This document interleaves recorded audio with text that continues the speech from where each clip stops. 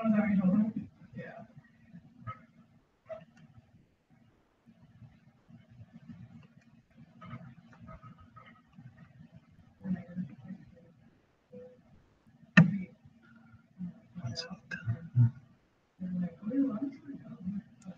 Amanda, Eugene. They're chill. I actually really like them. And if Lisa was there, she would be like, no, we're just anymore. Maria. So the only one missing is Richard then. Okay.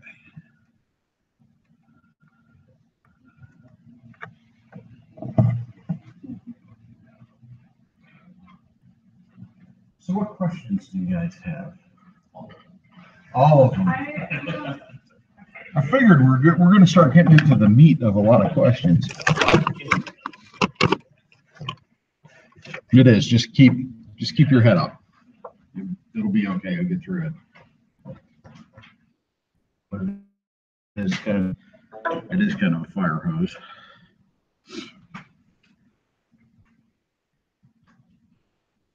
I really want to understand the formulas in there, but you're basing it off of financial statements. Yeah. And sometimes if you like Google it, it doesn't give you the clarity that you were looking for. Okay. You just wanted to shoot out questions. Sure. I will start writing. I'll write the question over here so I don't have to refer to it.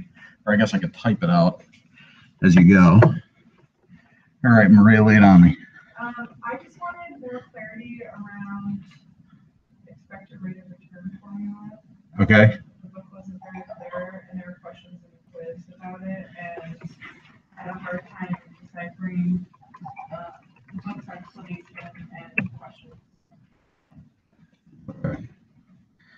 We're looking for expected rate of return. Yes. Give me one problem.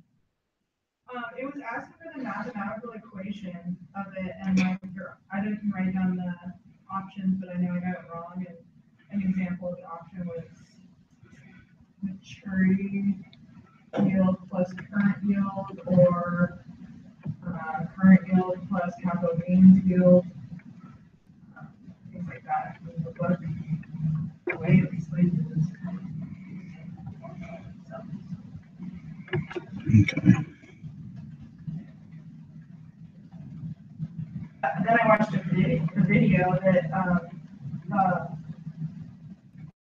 coursework has through online. Yep. And the explanation of the video made sense. Like I could calculate that, and you're taking the average over like the worst case, best case, and most likely case, and then taking the average of those. And that's it. But Okay. mathematical equation is what got me there. So we're in here, right?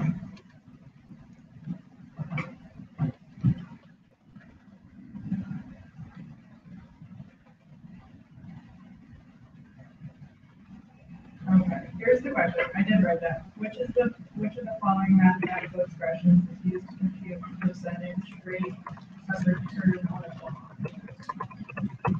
And the correct answer is current yield plus capital gains. The following mathematical Expressions used to compute the percentage rate.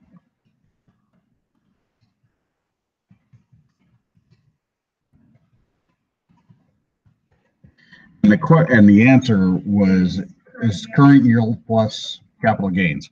So let me talk you through why that's the right answer.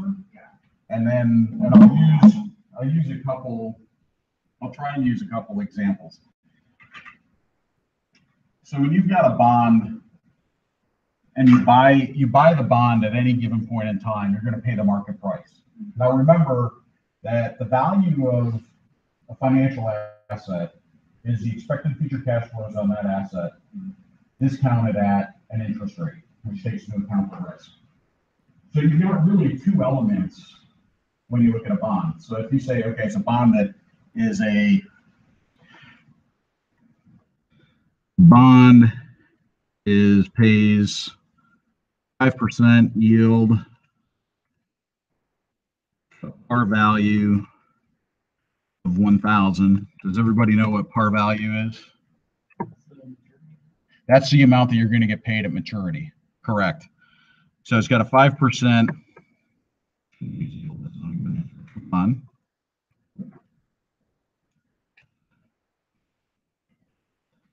And your required rate of return on the bond, let's use 8% to make it relatively easy. So you're going to be looking for what's the current present value. I'll use a formula. Oh, let's see. I got to have a maturity.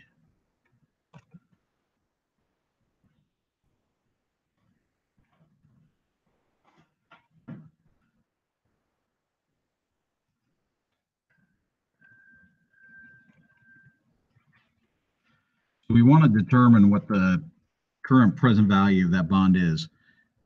Now, before we even calculate that, what do you expect the current present value given the data that's here? Do you expect the current present value of that bond to be above or below $1,000?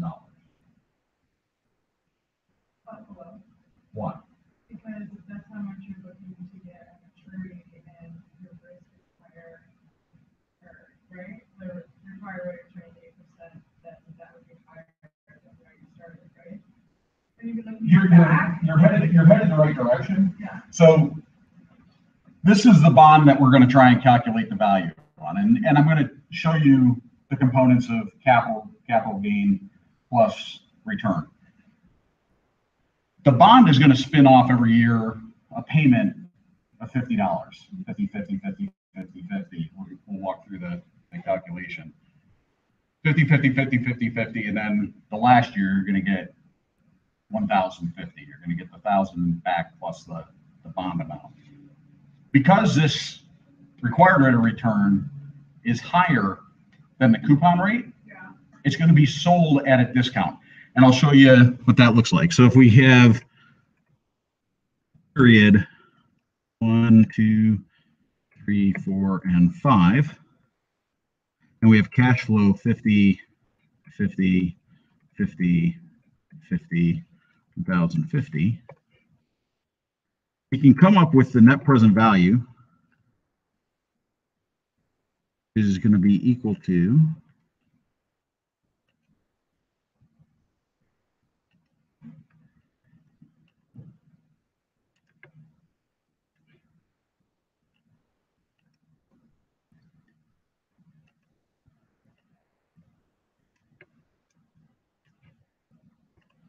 $880.22. So that stream of cash flows, $50, $50, $50, $50, and then 1,050, the par value plus the $50 interest, Right. which is the stated contract amount. Because you have a required 8% rate of return, the net present value is $880.22. So that's what you would pay for it today. Right. So when you get this stream of cash flows, the $250 plus 1,000, so $1,250. Yeah. It's made up of two components. It's made up of essentially the return or the interest on this at 8%, and then the growth. So you've got your 50. Let me rephrase it. You've got your 50, 50, 50, 50, 50. Mm-hmm. That's your interest coming in. Right. That's your stated rate of return. Then you've got the difference between the 880.22 and the 1,000 that comes back. That's the capital gain. Gotcha. Essentially, over time, this discount rate will diminish, and so you have no discount out here. And this has to come up in value to 1,000. And so as a result, the principal comes back to 1,000, and then this is your stated rate of return. So you've got those two components. If your required rate of return was 4%, what do you think would happen to the purchase price? Would it be higher or lower than 1,000? Why? I don't know, except for the fact that you said if the required rate of return is higher than the coupon rate, it's gonna be lower, and the opposite would be higher. That's a good answer, but that's the answer, right? Yep, it is, and that's actually the right answer. And your logic is the right logic. So what's happening is you say, look, I need 4%. This thing's giving you 5% cash each period. So you're saying, okay, you're actually going to see a capital loss on this. You're going to pay 1,044.52. You're going to get 50, 50, 50, 50, 50, and 1,000 back at the end. You're actually going to pay more than par value because your required rate of return is lower than the stated rate. So those are your two components on the bond: is your periodic cash flows, and then the difference in the principal amount, basically what you paid and what you collect in the last period. And that's your capital gain or capital loss. And so when you set it up this way, if you change any of the variables, if you change that required rate of return variable to 12%, you can see that the net present value will change. So that's why I like to use Excel for this stuff. Is that clear as well? Yes. Okay. Say again? That was the book. Well, I gotta, yeah, so do I.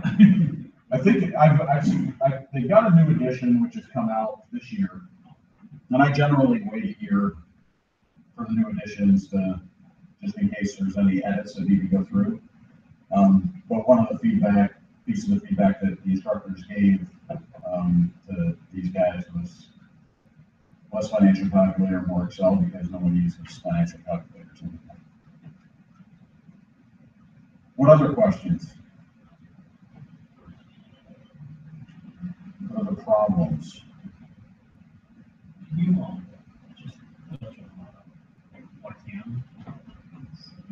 Yield to maturity? I don't have a problem.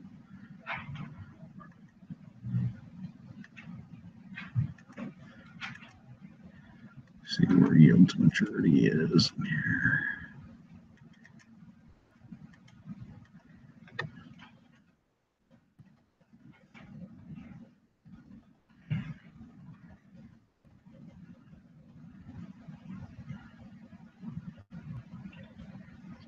Stocks, bonds.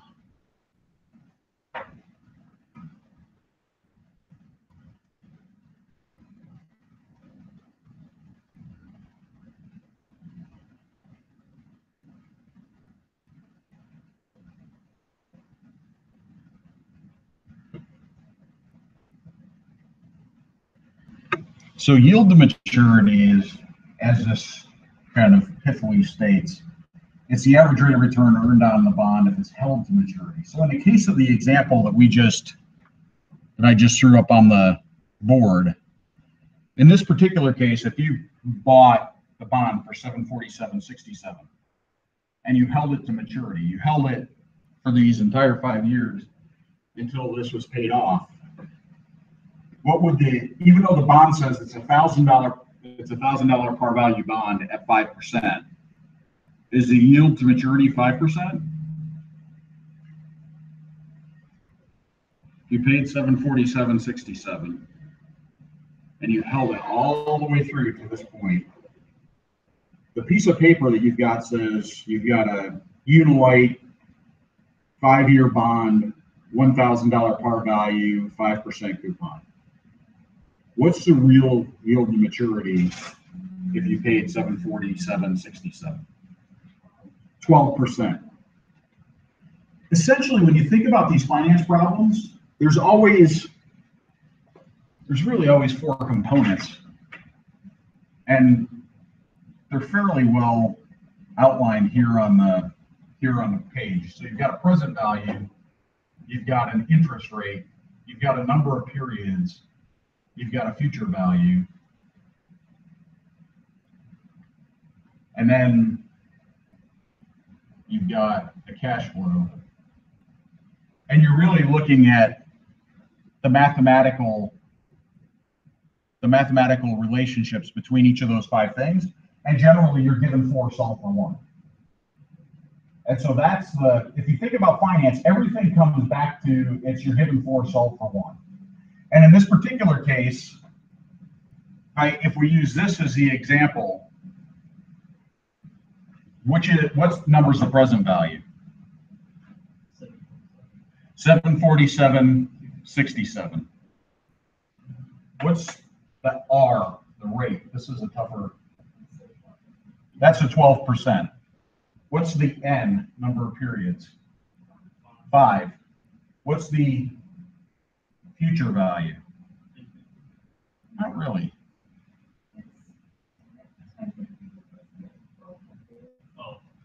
Yeah, it's going to be 1250 with no compounding, or if you use a future value formula, you could take each one of these and go, okay, 50 compounded at 12% or compounded at 5%, and calculate if it was reinvested. But at a minimum, if there was no reinvestment, your future value is 1250, which is the $250 of interest plus $1,000 of principal coming back. And what's the cash flow stream?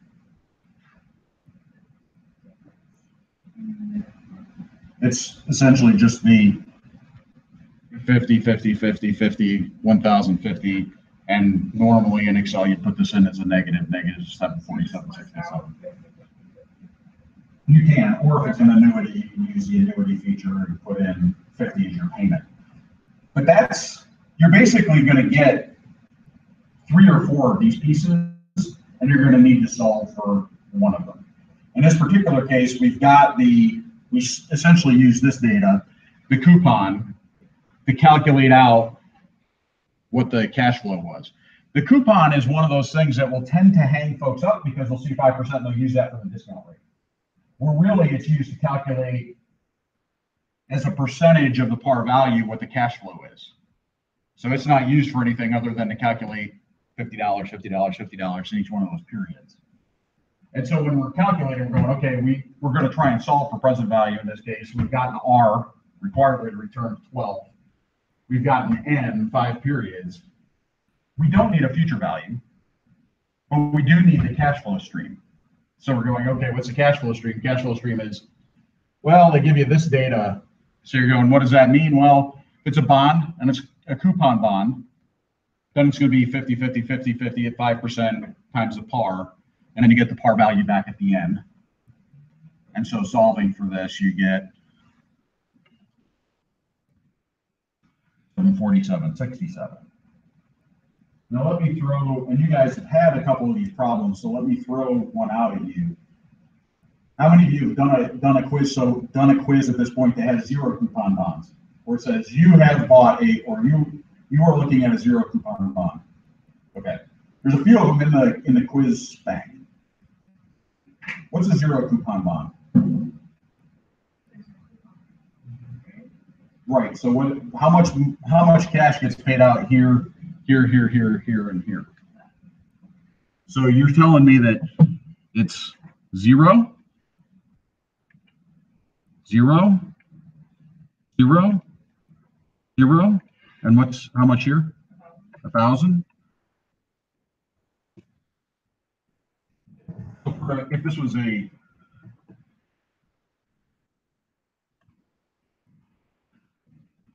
zero coupon bond, you would solve that way, discount it back, and you get 567.43. So then when you take okay, I've got 2 components of this. I've got a capital gain and I've got a periodic interest. How much of the return is based upon periodic interest? None. How much of it is based on capital gain? All of it. And so really this is an easy way to see, okay, here's the capital gain piece. Then layer in interest payments, the periodic interest payments over time, that becomes your periodic return. And you can kind of see how the 2 pieces work together to get a total return on the bond, which is all the cash. The required rate of return is much higher on a 0 coupon bond. What's the advantage of that? What's the advantage of a 0 coupon bond? Right. To whom? I don't know. You tell me. Take a guess. Why would if you have the company that's paying out for the bond, right?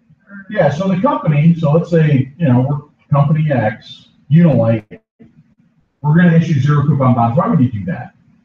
Why would you issue a zero coupon bond? Financial investments, or, no, I guess I don't know. What do you think? Maybe they're for the employees? Not usually. How much cash is going out in these interim periods? They're not tax free. So that's if you're on the buy side, kind of. So on the corporate side, Right. why would you issue this? I'll give you an example. Because you're only getting 567.43 at the beginning, and you're going to have to pay back $1,000 in 5 years. Yeah. Here's why. Here's the bet that the company's making. Company says, I can use that money now. And instead of paying out interest here, and here, I can reinvest the cash that I otherwise would have been paying in interest here into other opportunities, which is as we get into capital budgeting, which is this next week's worth of fire hose, is capital budgeting. Basically looking at, I've got multiple choice of which thing to do, and I'm going to choose the highest value thing. And so essentially what the company is saying in this particular case is going, hey, I want to retain my cash. I don't want to pay it out in the form of a return to the shareholder or to the bondholders periodically. I want to hold it. And I'm going to reinvest it into equipment, or I'm going to reinvest it in mergers and acquisitions or something along those lines. And I'm making a bet, as are the folks who bought these bonds, that at year 5, the company will have grown so much and is generating so much cash that it will have no problem either paying off the bonds with cash or refinancing them for the full par value. So a company that is in a rapid growth mode that needs to conserve cash but wants to raise debt capital will sometimes issue zero coupon bonds because they're not having to pay out cash in these periods. They're betting that by retaining the cash and coming up with what I will normally call a bullet payment at the end, and they call it a bullet not only because it's a single thing, but also because if you miss it, it's going to hit you and could kill the company with a bullet.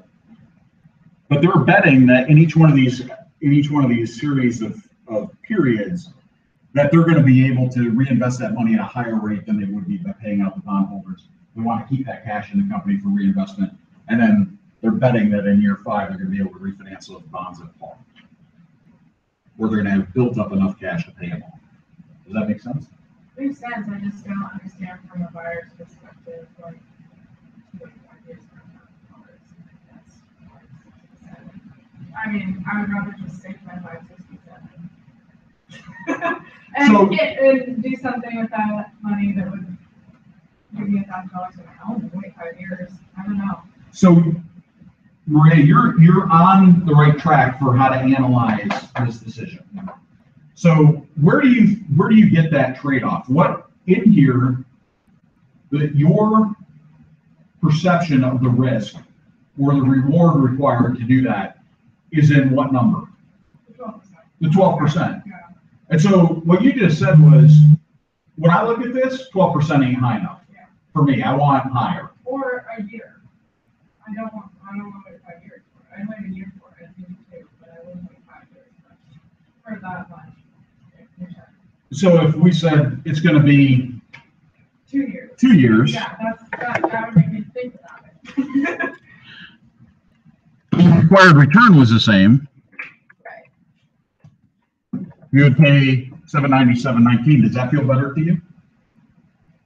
What would you change the 5 maturity, and that would change your initial investment? Well, yeah, except I didn't link that. Oh, you did. No. But wouldn't that change? Wouldn't that too? Maturity change your initial or your Yeah, it did. present value? Yep. So what I did was, if I do this, I moved that $1,000. And so net present value is 567. Yeah. I moved it into the period 2, so now it's 797. Okay, but then the years to maturity does not factor into the net present value then? It does. Oh, And so that was my question. The 2 would lower that thing. it does. It raises the net present value. Yep. So, and this two isn't linked anywhere. So if you look at this, you go, okay, it's 2 years, 1, 2, here's $1,000. When it was at 5, so if I make this 5, I put this out at period 5. You see the net present value goes down. Why does it go down? You're waiting a longer time, yeah. Yep, you're waiting a longer time to get the money. And what Maria has eloquently pointed out is basically, hey, if it's 5 years out, I either need a higher rate of return or I'm not going to make this investment. At 2 years, at 12%, I might be okay. But at 5 years, I might want 18%, 22%. And so it's easy enough in this particular case to go, okay, if it needs to be 18, change that to 18, and now your value goes down.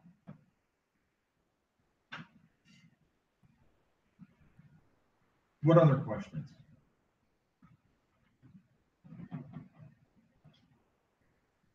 So in this particular case, the yield to maturity here would be 18%. And you can solve, I'll show you one other kind of nifty thing. So let's say you've built this cash flow. We'll go back to a more traditional bond, 50, 50, 50, 50, 1,050, 5% coupon.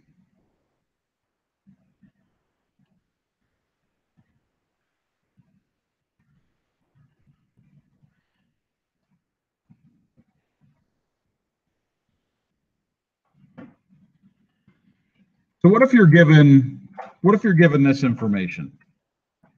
I've got a bond.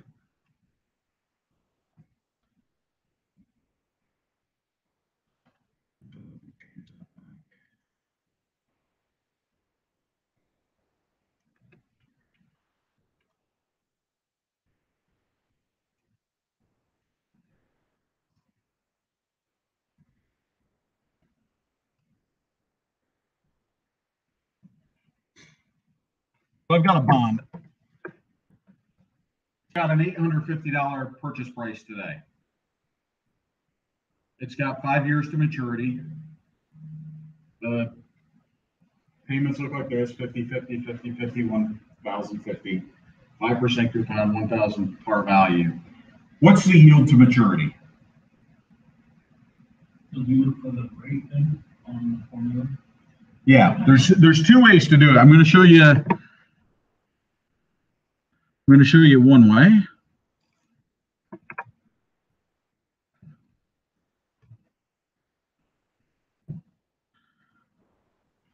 The first way is you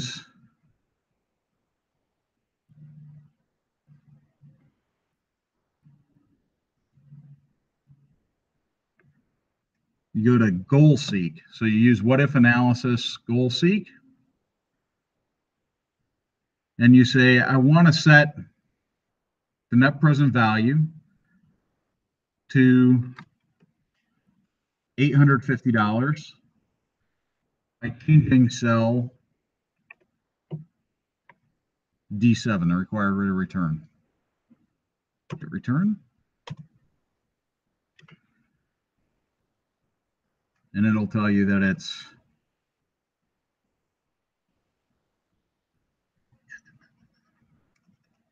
.84%.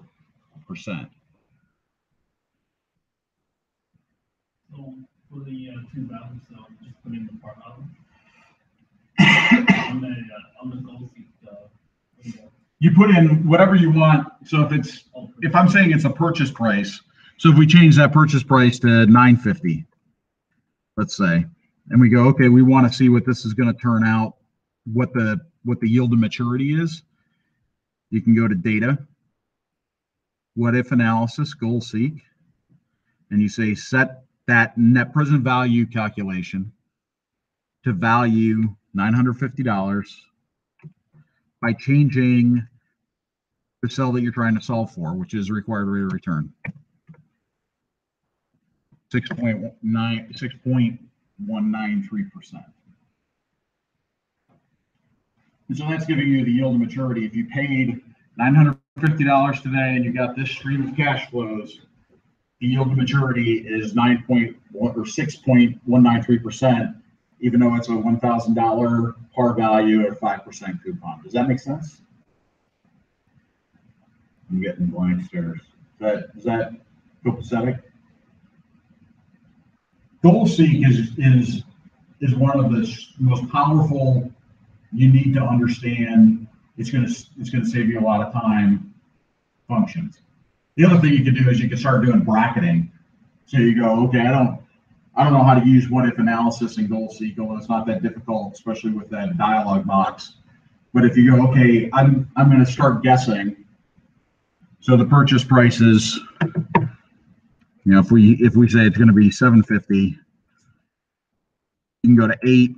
You go, okay, it's going to be higher than that. 9, 10, 11, 12, 11.8, 11.7, 11.9,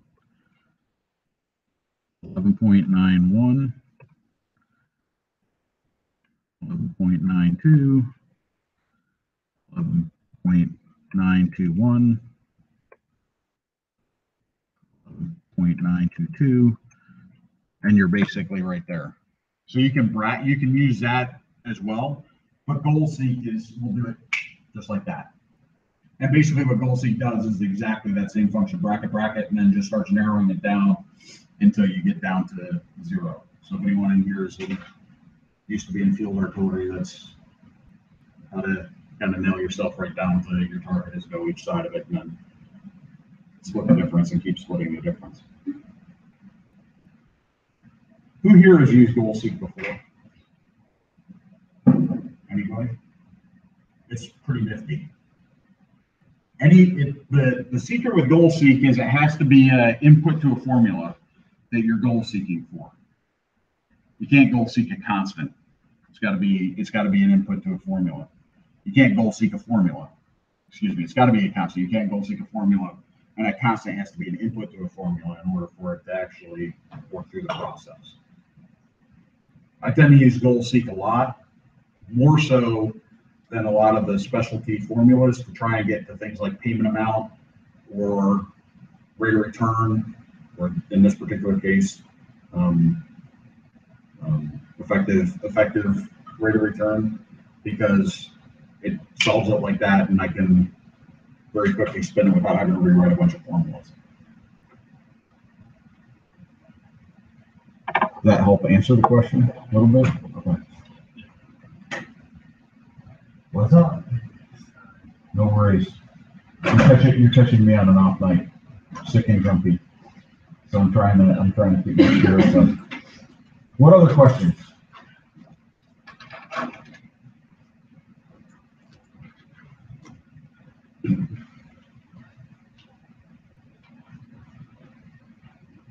There's got to be more.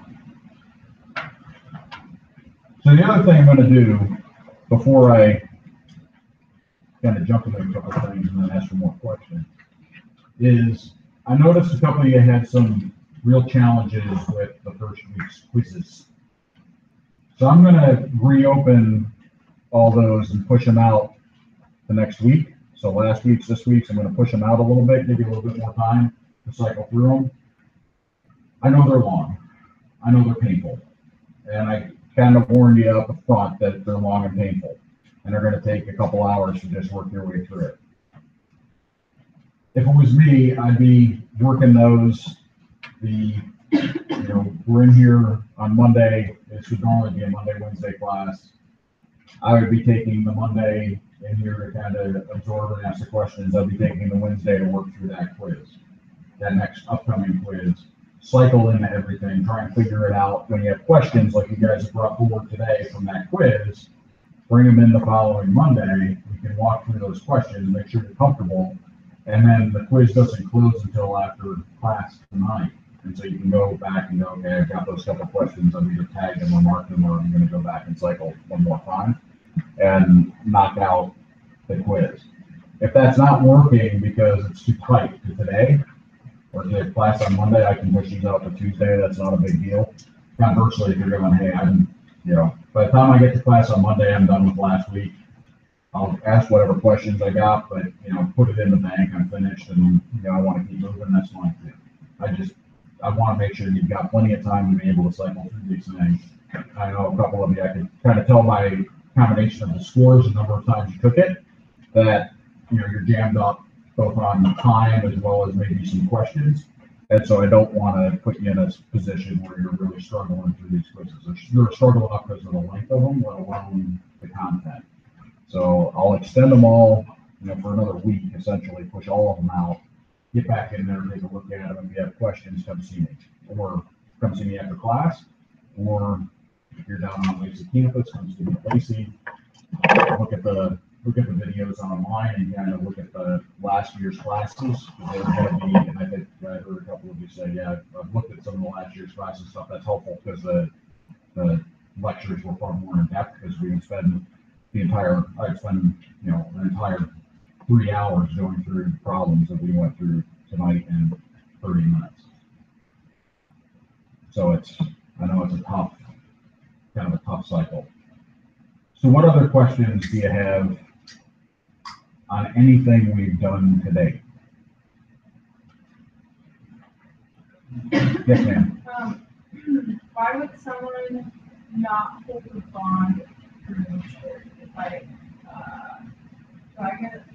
think this is like you call or something. Yield to call is a little different, but if I were to want my initial investment back after 3 years instead of holding it to maturity, which is 5, do I get a percentage of the par value or do I get net the par value? that's a good question. It's a great question. So, hi, Thomas. So let's talk about why you wouldn't hold a bond to maturity. Give me a couple reasons why you might want your money back sooner. You're hurting, you need cash, but potentially, if a business were to invest in the stock market, which I don't think public business do that, but private might, right? So. Publish do as well, so, but yeah, we could. Or if you were an owner of a company, Yep. personally invested in the company, was bringing more cash for the company, maybe you pull out. Okay. Right? Yep, you could take your your personal investments, invest them in your business. Right. Essentially, what you're making the assessment on at that point is the value of that bond to you today has, if we're talking in year 3, so let's say this is your current setup and we're going out, then this is the cash flow, and you get to year 3 and you go, okay, I don't know if I want to hold this bond anymore, so I'm going to sell. Let's assume for a moment that nothing has changed with respect to the required rate of return. So I'm going to make a couple adjustments on the spreadsheet. I'm going to show you what's going to have happened to that present value. So right now the present value is basically $750, right? And it's got an 11.922% required rate of return. If we say that we're 2 years into it and you've decided to sell, what do the expected future cash flows look like at year 2? Like you'll have gained $100, right? So you'll have collected this $50, right? And you'll have collected this $50. The expected future cash flows are 50, 50, and 1,050. Okay. And they're actually going to be based upon your. Oops, that wasn't the best way to do it. The formula fixed itself.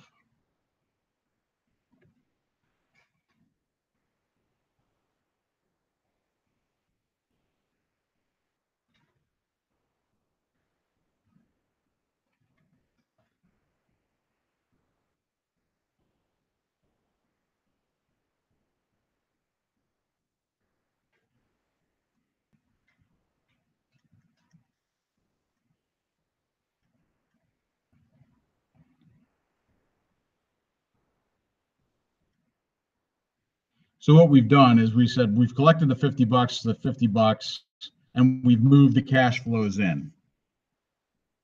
So what you've got left now, if you're sitting at what was the originally year 2, you've got the following remaining cash flows. Next year, you're going to collect 50. Year after that, you're going to collect 50. And the year after that, you're going to collect 1,050. The net present value on this bond has gone from 750 to 833.52. Why? I was going to ask you why. Well,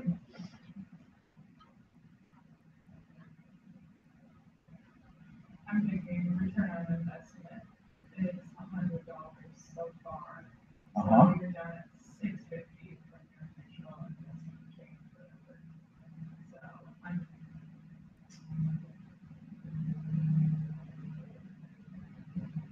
It's even more fundamental than that. Oh, you're on the right track.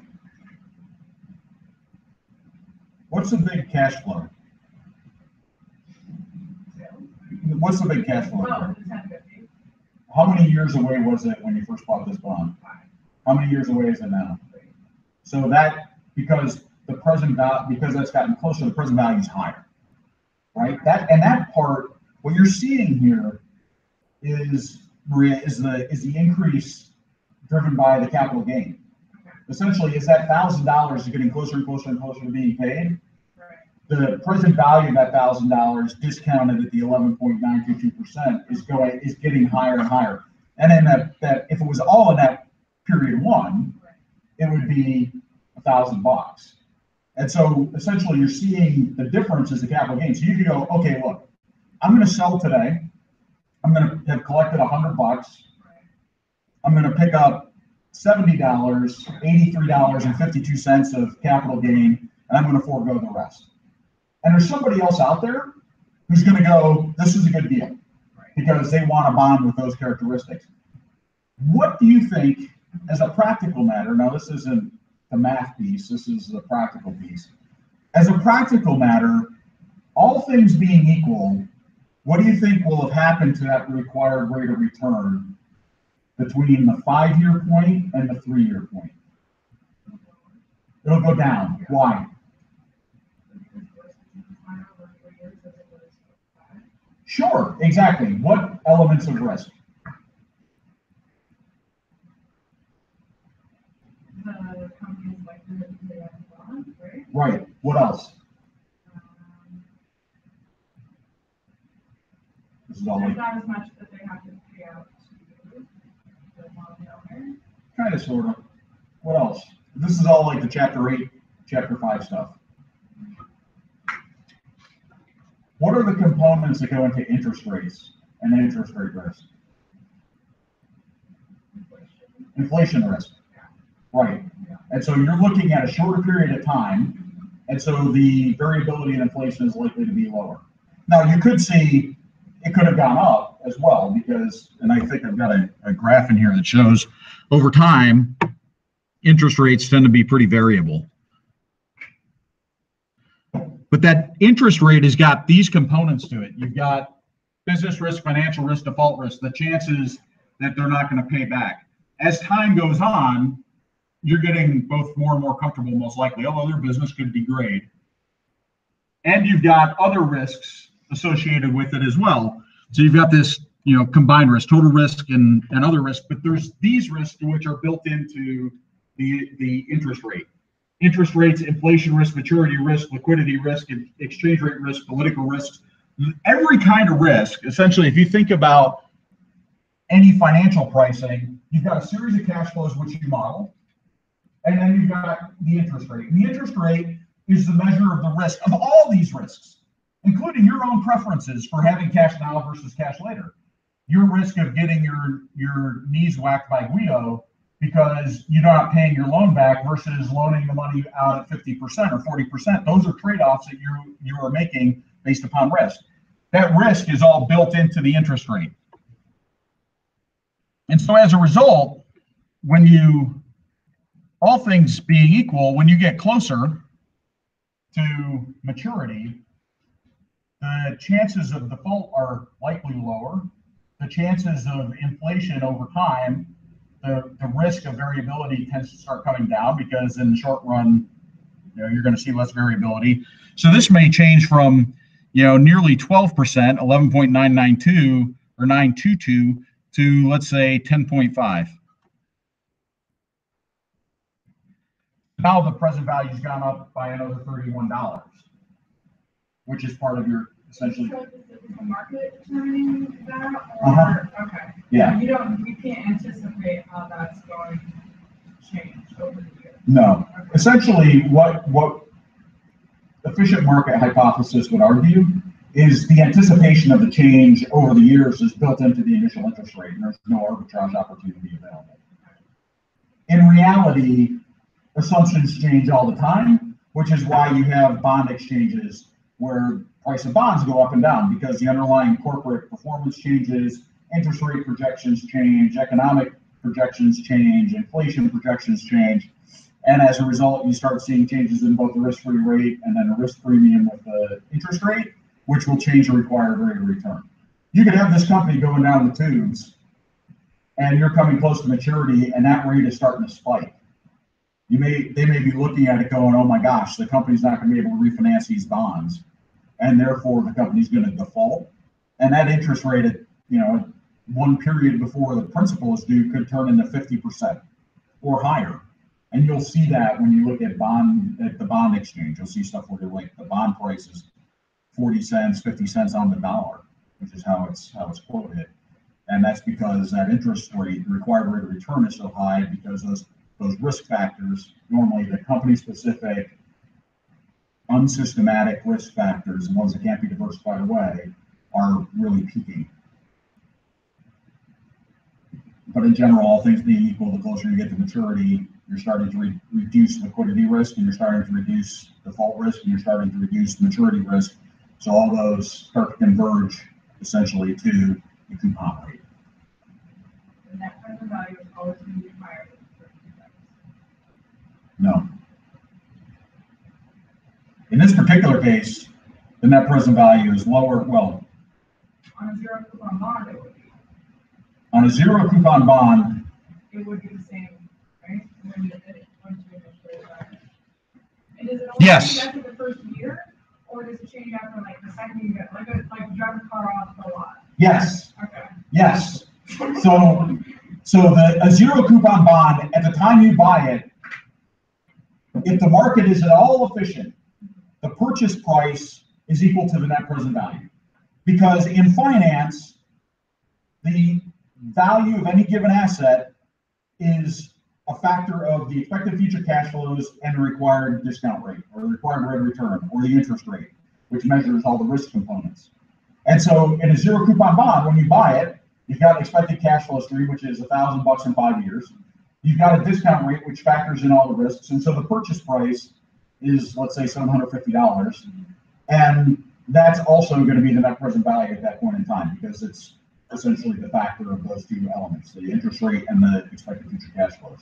As soon as you go 30 seconds later and you're closer to maturity, the present value ticks up just a little bit. So absent any change in the risk profile, just the fact that time has elapsed will start causing that bond price to go up. If anything changes in the risk profile over time, that bond price may go up, it may go down, it may go sideways. And then at the last day on a zero coupon bond, when you're getting your check for $1,000, what's the present value? $1,000. So at the beginning, the net present value and the purchase price are going to be the same. At the end, the cash flow that you receive and the net present value are going to be the same, because the expected future cash flows are equal to the present value, which is the present cash flows, because there's no more future cash flows. And in between, the bond's going to vary based upon the risk profile associated with the underlying interest rate. And those are all these factors that I just threw up on the screen, including where the hell is it? I guess it's here.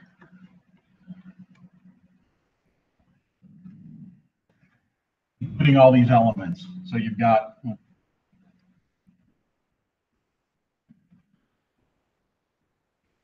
interest rate risk, inflation, maturity, liquidity, exchange rate, political risk, which are systematic, and then unsystematic, which are related to the business only, and combined risks, which take into account the systematic and unsystematic risks applying to the company and go, okay, these are elements of both.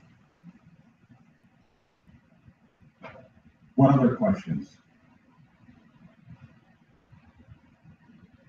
Well, I had a question on that part. So when they, when I'm told that the rate's locked in, that's why they say that, because for my house, for example, the interest rate on my house, I don't know what it would be right now, but it was locked in at a certain percentage rate. Yep. So after I sign the paperwork, or they locked in it or whatever, then the interest rate can go up or down because it wasn't, because it was locked in when I bought it. So think about a mortgage, and we all will either have a mortgage, or, and those of us who don't certainly likely have had car loans or student loans. God bless America. And so when you think about the mortgage, you're just talking about with the locked-in interest rate. What are the components, if we go back to present value, RN, future value, and the cash flow stream, what's the R on that mortgage? That's your locked-in interest rate, right? The N is 30-year mortgage, Right. 360 payments, right? Right. What's the present value on that mortgage? The sale price. The amount you borrowed, the day you locked in, Right. that's the present value. So if you say, hey, it's a $200,000 mortgage, and it locked me in at 5%, you're going to have a series of payments, right? Going out for the next 360 months. That's the cash flow stream. And it may be that it's, $636. Actually, it's probably going to be higher than that. It's probably going to be $1,100 a month for the next 360 months. And that's going to pay my $200,000 mortgage. The mortgage to the bank is a bond. And what they looked at when they issued that mortgage to you was they said, okay, what's the cash flow stream? It's $1,100 some odd dollars a month. That's what this is how the car loan guys do it, by the way. You walk in and they go, well, you can drive off the lot today. I'll use a car because it's easier if you don't mind. You can drive off the lot today for $500 a month. $2,000 down and $500 a month, and that new Acura is yours. You look at the sticker price and you go, okay, the sticker price is $32,000. And they go a 72-month loan. What aren't they telling you? They're not telling you the interest rate. They're locking you into a payment. So essentially, whenever you've got this rate, if you're looking at a mortgage, the rate on the mortgage, if you're a person, they look at unsystematic risks. What's the chances that you're not going to pay based upon your credit report? What's your job and what's your income? And then they look at the combined risk. What industry do you work in? How long have you been in that industry? When you apply for your mortgage, they go, if you changed jobs in the last 2 years, was a job before that a similar industry and a similar type job? Because they want to make sure that you're actually going to pay. If the economy goes bad, you're going to get another job. And then they factor in all this stuff too. Interest rates, inflation, maturity, liquidity, interest rate, and political risk. They roll that together and they go, okay, we're going to give you a mortgage for 4.82% if you lock in today. Now here's the secret. The mortgage folks, the bank that you sign that mortgage with doesn't keep your mortgage. They take all those mortgages, they put them into a big pile called a collateralized mortgage obligation, a CMO, which is a bond, and they issue the bond. And so the reason that they lock in all that stuff with you is because they're going, okay, I've got 30,000 other people that we're writing mortgages on this week. We're going to put them all together in this pool. It's going to have a certain interest rate based upon these factors that are most of these locked in at one point. And then we're going to look at those that are specific to you. We're going to put them all in a bond. We're going to cross-collateralize all this stuff, and then we're going to issue that bond out to an investor. The bank only holds that for a short period of time. And so locking in that interest rate essentially allows them to bundle a bunch of loans together, create a bond out of it, a CMO, and then issue that CMO off to an investor. They do the same thing with car loans. The secret on the car loans is if they get you at an interest rate that's higher than these things. So the bank will look at the interest rate on the car loan and the stream of payments and go, oh, Richard's decided to go buy a new car. Payment should be $400 a month based upon the length of the loan, the value of the collateral, his credit. But they got him at $450. The loan was $32,000. How much do you think that the dealer is going to sell that loan to the bank for? You think it's going to be $32,000? Nope. Dealer's going to get like $36,000. So they cut you a great deal on that car. And then when they got that loan at a higher interest rate than actually all these components for you would account for, they turn around and sell that loan to the bank and they get cash on top. And the bank looks at it and looks at all this stuff and goes, the interest rate should have been 6%, we charge 7%. So I'm going to give the dealer some extra cash because the dealer sells it at 6%, sells the cash flow and the risk. That's why everybody says don't finance at the dealer because they'll jack the interest rate up. Won't tell you what the interest rate is.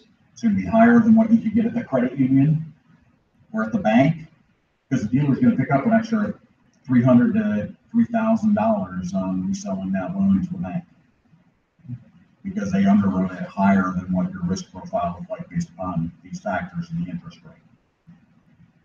When you're going to get a mortgage, it's kind of the opposite. The bank wants to lock in as much of this as they can so that they can bundle it with other stuff that looks similar and sell it as a bond and go, this stuff all looks and smells and acts the same. And so it's a loan pool that they then sell as a bond. But all these financial assets come down to two things. Their interest rate, which is a factor of the risk, and a cash flow stream, which is the factor of cash flow. You put the two of them together, you can price anything in finance. Mortgages, car loans, bonds, stocks, machinery, apartment buildings, all of it can be reduced to cash risk. Is that even get remotely close to Enlightening. Okay. I don't want to buy a house anymore. And you're just going to use my money to make themselves more money. Well, yeah, that's how it works. I mean, I know everything to eat, but still, geez, it's frustrating. Yeah, when you borrow $200,000 and then you look at the thing and you end up paying $445,000 back because you paid more than double the amount you borrowed in interest, you realize that they're making some decent money on you. But it's better than, I think it's better than renting because you're never going to get that money back ever. And you might get some of the money back if you, because my house would rent for 20% more than what I paid for it a month for mortgage probably, and then so if I pay more for rent, I don't know. So what you're discussing right now is a capital budgeting problem. So here's the analysis that you would do, and this is the chapter 9 and 10. This is coming up for this next week. You go, hey, buying a house is always better than renting because at the end I can sell the house. And so you go, okay, let's figure that out. So you go, I'm going to have to pay rent. So let's come up with a scenario because maybe not. So you go, okay, I'm gonna have to pay rent. My rent's going to be $1,000 a month, and I'm going to pay that for. Let's see, we're going to do 1, 2, 3, 4. If you guys haven't seen how this works yet on Excel, it's pretty nifty. I'm going to not go out for. We're only going to go out for 5 years. So you could just take that, grab the little, go over 2 of these, grab the little bar and drag it, and it'll automatically start counting up all the way to 60. You don't have to type in the separate numbers. So then you say, okay, here's $1,000, and we're going to do $1,000 for the first 12 months. And then freaking rent always goes up. So then we're going to call it $1,200 for the next 12 months. Then we're going to call it $1,350 for the next 12 months.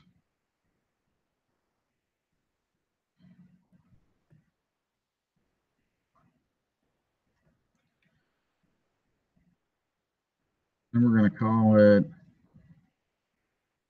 1,500 for the next 12 months.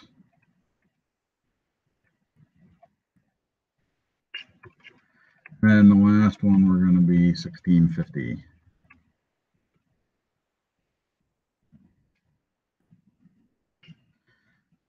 So that's a series of cash flows associated with your rent. Let's use this.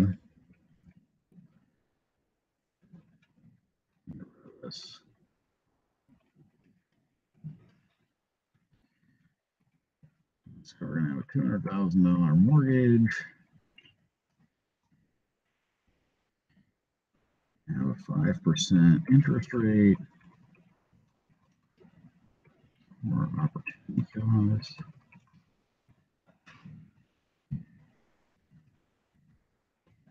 And 10,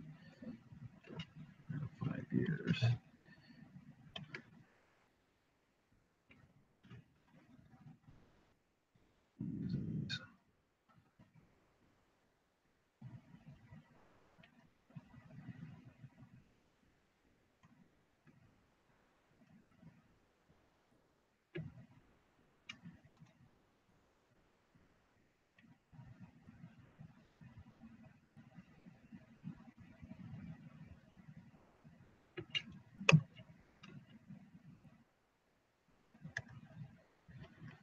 So the value, the present value of your rent payments today is $10,240. Then if we say we're going to buy a house, so we're going to pay out $200,000. Pay out, yeah, $200,000. We're going to have payments of $1,200 per year,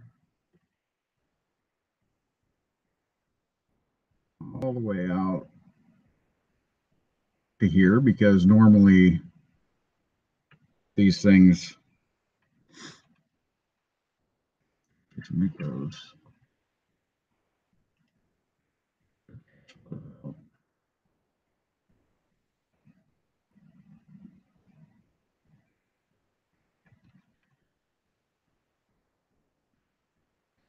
Then we're going to sell the house 5 years from now. So let's say at that point we're going to get gone up, say 5% a year. So you go, okay, that's 200,000. Let's use simple compounding. So it's going to go up by 5 times 5, 25, 25, $50,000. So we're going to call this 250,000 is going to come back in.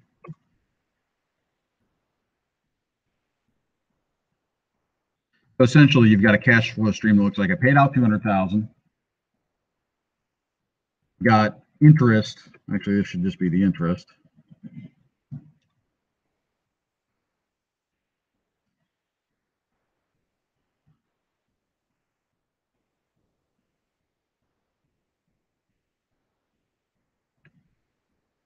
On that, and then I get 248,400 or $248,800 net.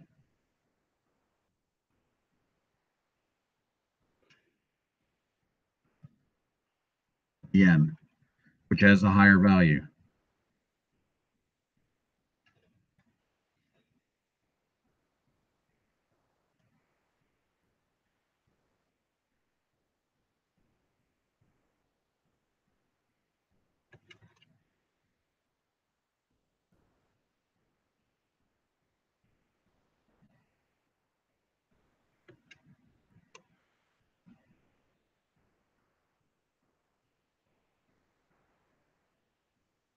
Whoa,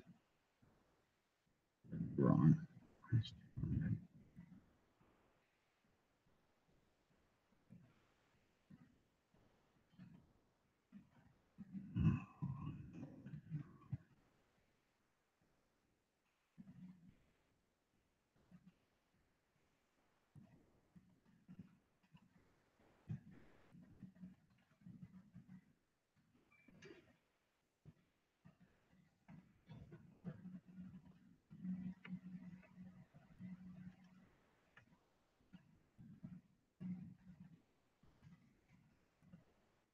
In this particular case, the mistake was, and this is something to keep your eyes open for, the required rate of return I had as an annual rate, but we're calculating it on monthly payments. And so you have to divide it by 12. And then this you'd multiply by 12. So that's where we got 60 periods, 8.75%. So the present value, if you were paying all this money out, the thousand, with the increases in the rent, present value of that cash flow is $60,789. You're saying, okay, the cost for me to rent this place for 5 years is going to be $60,789. The cost for me to buy this place and then resell it in 5 years, I'm going to be out $200,000 right now. I'm going to be out the interest on the $200,000. You're going to be making payments. So assuming it's just interest payments all the way out to the end. And then back here, I'm going to sell the house for $250,000 5 years from now. You're actually further ahead renting the house and buying it. Now that changes pretty quickly if the required rate of return goes to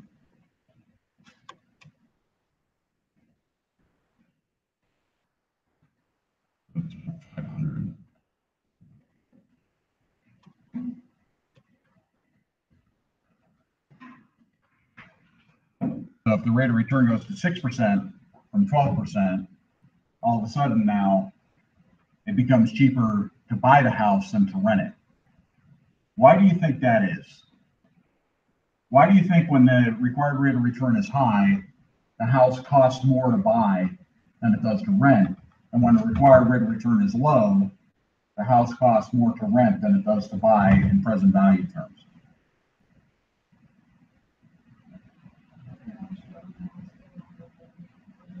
Not really.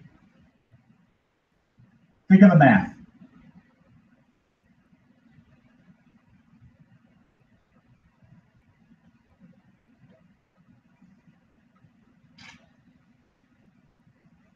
Where's your big cash inflow on buying a house? When you sell it at year 5, right? And so the present value of that, as your discount rate goes down, the present value of that does what? It goes up. And so as the required rate of return goes down, that $250,000 you're going to get from reselling a house based on a $50,000 gain in the value of the house 5 years from now is more valuable. If the required rate of return was 12%, having to wait for 5 years, you're like, the value of that's quite a bit lower. And so really the decision on whether to rent or whether to buy is far more complex than just, well, it's, I'm going to lose money by renting, so I might as well buy a house. If you had an alternative investment for the difference in this $200,000 in cash or loan that you got here, and you can invest it at, in this particular case, if you can invest it at 12%, you're better off taking that money, investing it at 12% and renting the house than buying the house, because it's not going to throw in value enough to warrant buying the house. Now, the challenges to that in the real world are, where are you going to get an unsecured loan or a loan on your stock for $200,000 to back into an investment? But where it may make sense is where you're going, okay, I could either buy a rental property or I could buy a house and rent.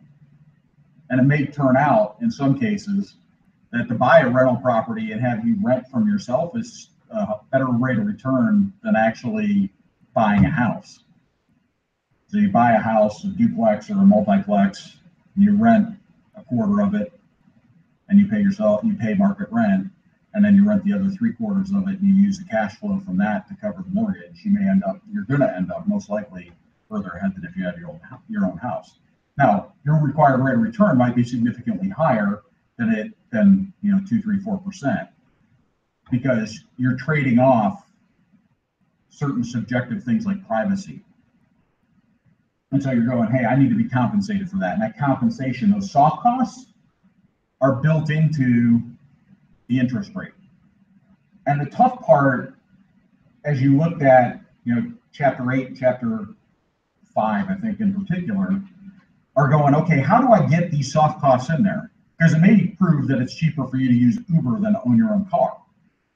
And it's probably cheaper for you to own a beat up 98 Ford F-150 than it is for you to own a new Lexus.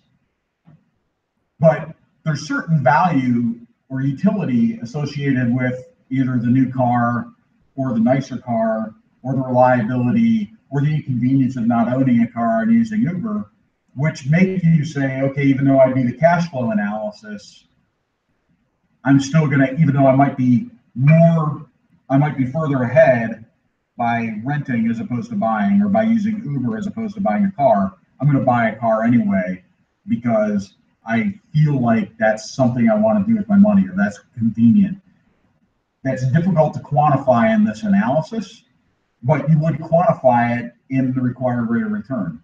You'd essentially go, hey, the trade-offs associated with not having my own car, not having my own house are so high that the required rate of return is higher than just a straight calculation of interest rate risk and default risk and other things. Does that make sense? It's one of the challenges when you get into upper end finance.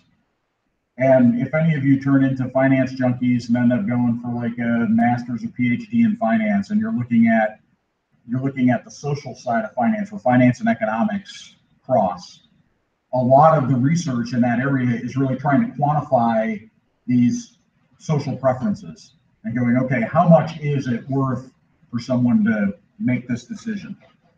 Because if people are making that decision all the time and going, no, even at $20,000, it's better off for me to buy the house, I'd rather have it, then what you're doing is essentially attempting to quantify the difference in the interest rate associated with that social preference. It's not you're quantifying a qualitative. And so you go, okay, if someone said that they'd still do this, even though it costs them $20,000 more, the required rate of return is actually probably different than 12%. It's going to end up being 13, 14, 15, 16, 17, whatever it is, or 8, 9, 10, because they're putting, it's going to be 8, 9, or 10. And that difference, the 2 or 3% difference, is associated with the social good or the utility of those soft costs or social benefits, which aren't quantifiable or are difficult to quantify except in that type of analysis. Other questions? This is a good capital budgeting example.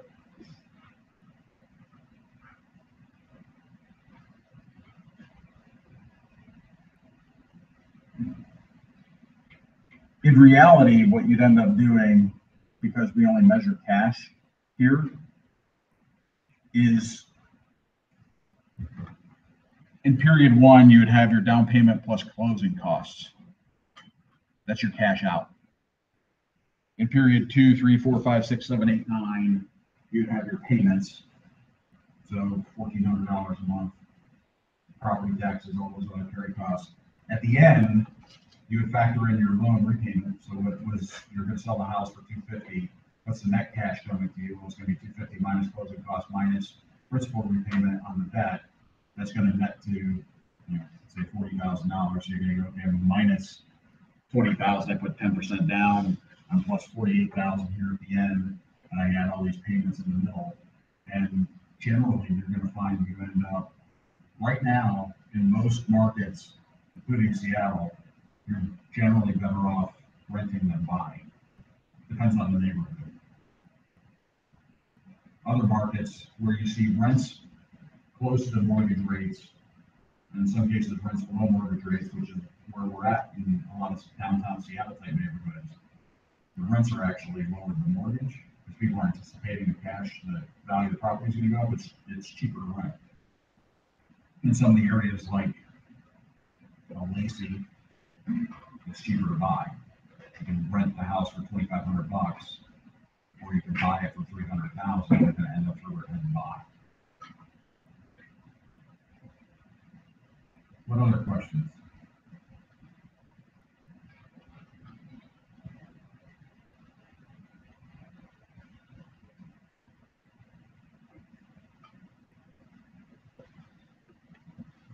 Hearing none.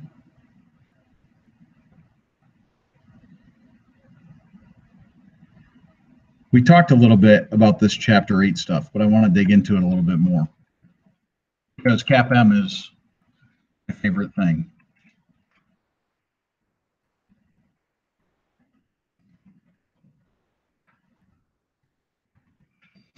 The CAPM, the capital asset pricing model, is really, it's a Nobel Prize winning formula. Nobel Prize in economics. And it's, when you think about it, it's a relatively simple concept.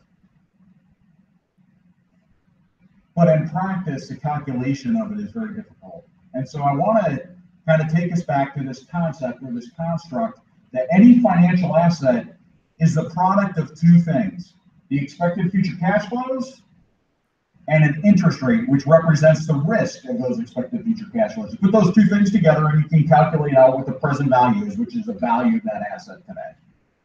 And if you get nothing else out of this class, that sentence or that theory is a critical finance theory. Expected future cash flows, interest rate calculates the risk. The cash flows don't change because of risk. The interest rate changes because of the risk. You combine the two together, you get a present value. Chapter 8 really deals with, in large part, the calculation of the interest rate and the risk factors that go into it. Now, it's based largely on the market analysis and traditional economics. By having said that, underpinning all this is this concept of capital asset pricing model, or CAPM. CAPM, like I said, is kind of Nobel Prize winning, and it's based upon the proposition that any asset's required rate of return should equal the risk-free rate of return, risk-free, plus the risk premium that reflects that asset's non-diversifiable risk. What's non-diversifiable risk?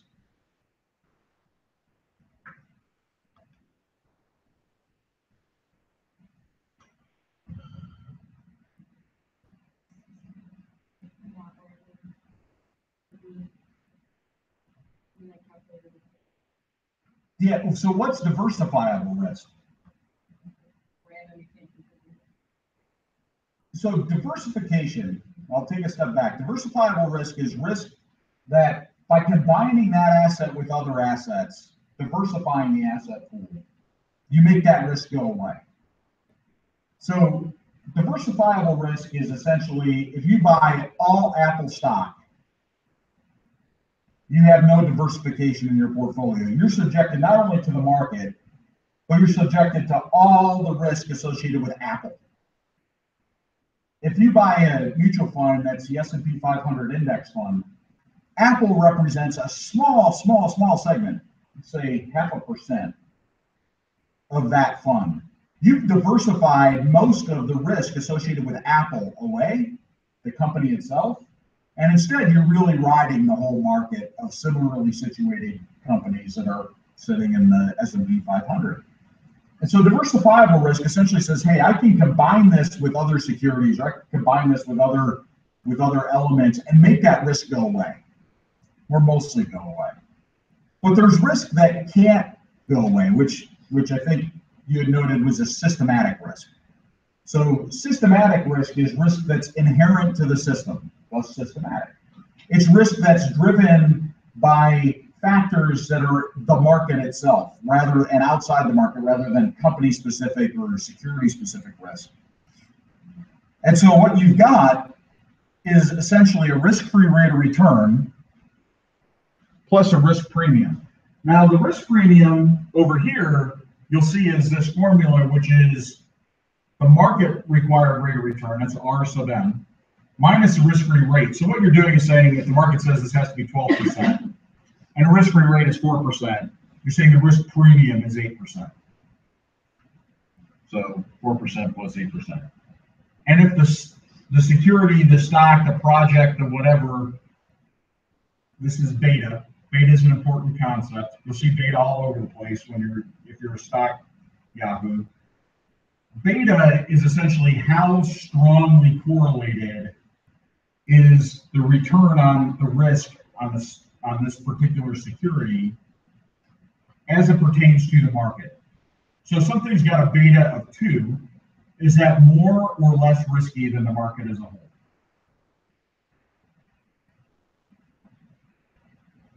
Less? You say less. Who says less? Who says more? Who's sleeping? Home sleeping. The higher the beta, the more volatile it is. So a beta of 1 essentially says that matches the system. Because this is a risk premium for systematic risk. So if it's 1, anything times 1 is itself. And so that means that matches the system. If it's 2, it means it's twice as volatile, or twice as when something happens in the system, it's twice as volatile. It'll go up by 2 times or down by 2 times. If it's 0.5, it's half as volatile. So beta is a component where you're looking at the underlying volatility of that risk and going, based upon changes in the system, the risk in the system, this particular stock, bond, return, what have you, has got more risk, therefore more volatility.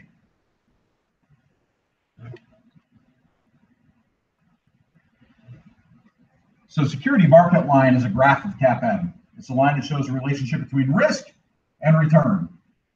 Remember, the return piece here is truly the element that we utilize to try and analyze the risk associated with that cash flow stream.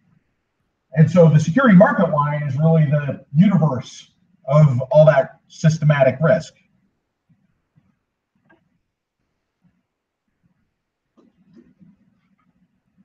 Essentially, beta provides your slope and a risk-free rate. So if you look up at the top, that's your formula. The security market line is here. And this is kind of basic graphing. Your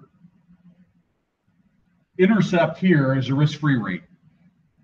So under any circumstances, if this was a government bond and you knew that you were going to get paid back, you would still demand a 5% interest rate.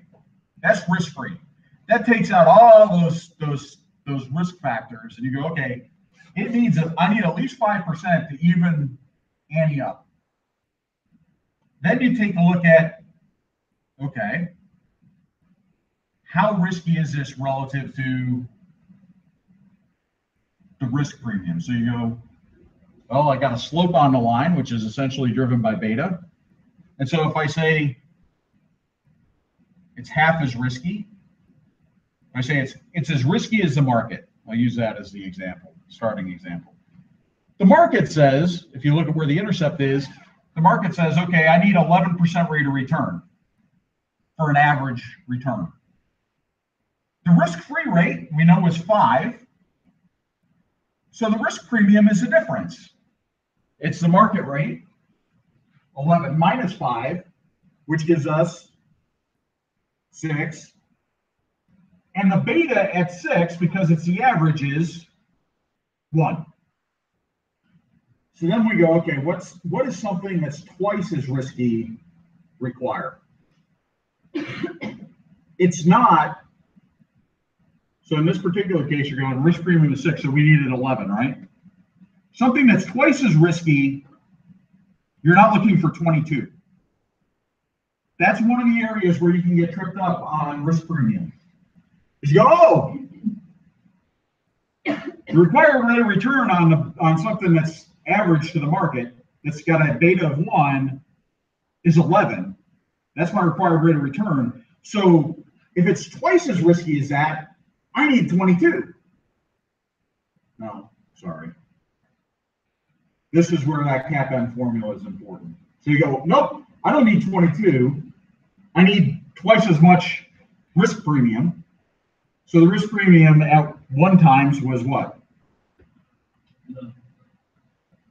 The risk premium, 6. So if you had to have twice as much risk premium, how much is that? 12.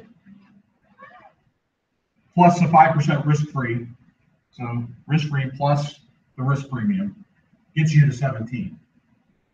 Don't get caught in the trap of going, well, it's twice as risky, so I need twice the return. It's twice as risky, so you have twice as much risk premium. But you still need to account for this risk-free rate. Your required return on a risk-free rate doesn't double. There's no risk here. So it's only this area in the pink triangle that you're worried about when you're calculating risk premium. So again, if you've got a beta of 1/2, you go from 6, the risk premium goes in half to 3, but you still need the 5% risk-free rate. So you don't go from 11 to 5.5. You go from 11 to 8 because you still need that 5% risk-free rate, and then the safe stock, the risk premium, you pick up that 3% delta. That makes sense? You understand why it's not just double? Okay.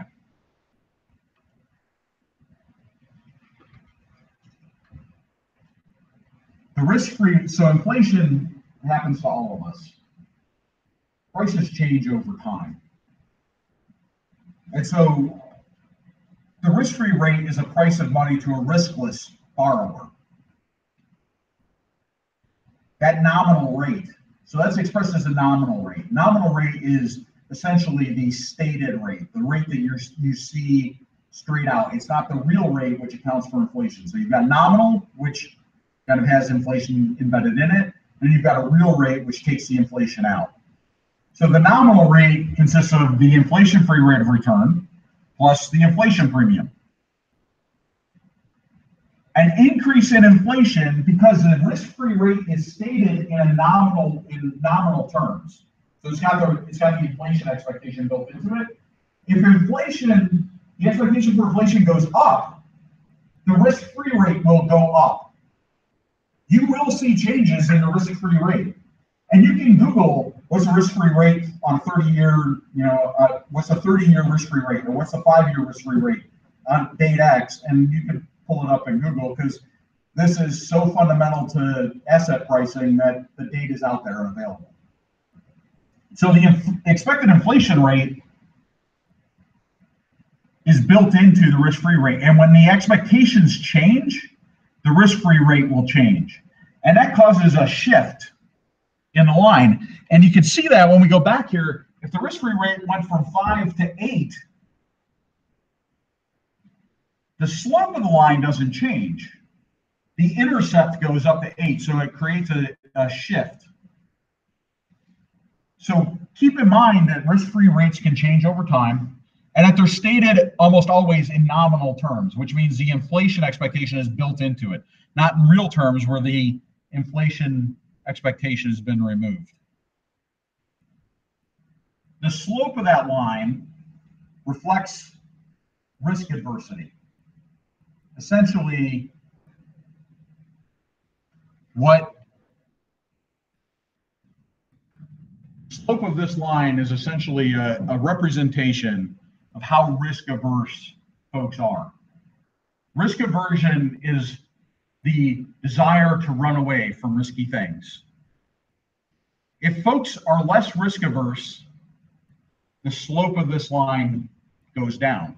So risk-free rate doesn't change, but the slope of the line goes down because they go, okay, at twice the market risk, I only need this much risk premium. I don't need that much. And so the slope changes and becomes flatter. If folks feel more risk averse, the slope of this line shifts up and pivots so that the risk premium might not be now at a 1.0, it might not be 6%, it might be 12%. When do you think that risk aversion changes? What do you think causes risk aversion to change? When do you think people are willing to take more risk or take less risk?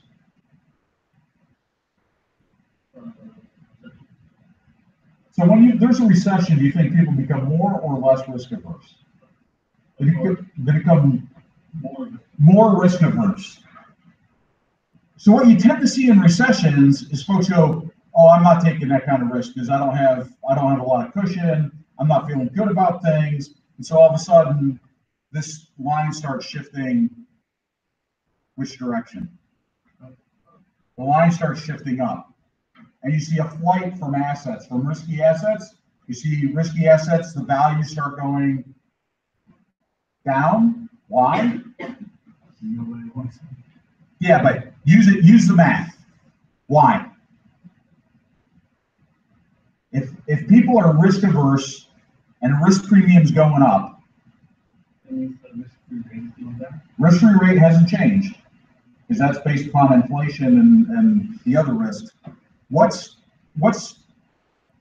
happening to the present value?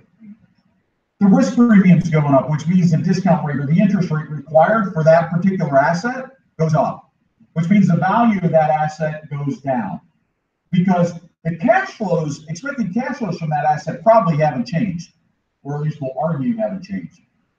But the risk associated with that asset, people go, yeah, I'm more averse to risk right now. I don't want to have a portfolio of car loans or small business loans. And so if you're going to make me buy those, the present value is going to be lower because my required rate of return is going to be higher. And that's based upon the risk premium. And so when you really dig into capital asset pricing model, it begins to explain a lot of what happens in recessions when all of a sudden people go, oh my God, I'm getting out of the stock market risky. I'm getting out of investment real estate risky. I'm getting out of, all these high risk things. And I'm going to put my money in CDs. I'm going to put my money in cash. I'm going to put my money in gold. I'm going to put my money in these things and so what ends up happening? Interest rates start falling, right? Because you look at things that are low risk, and there's a flight to those. So you see, savings rates start to fall and those kind of things, or savings interest rates start to fall.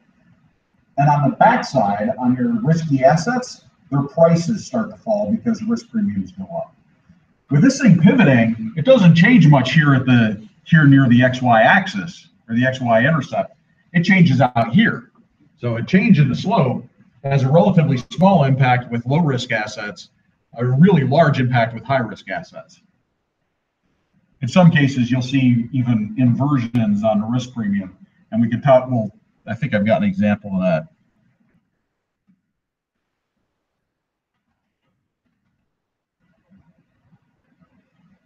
So beta, if you go look at any stock, you go on Yahoo Finance and you look up a stock, you're going to see a beta for every stock on there, or almost every stock on there. What they've done is they've analyzed the movement of that stock over time relative to the movement of the market over time. And have essentially said the movement of the market over time is the beta of 1. Because that's the system. So that's the systemic risk is the movement of the market. And this stock has a tendency to go up and down by more than the market. So it's considered higher risk because you're out here.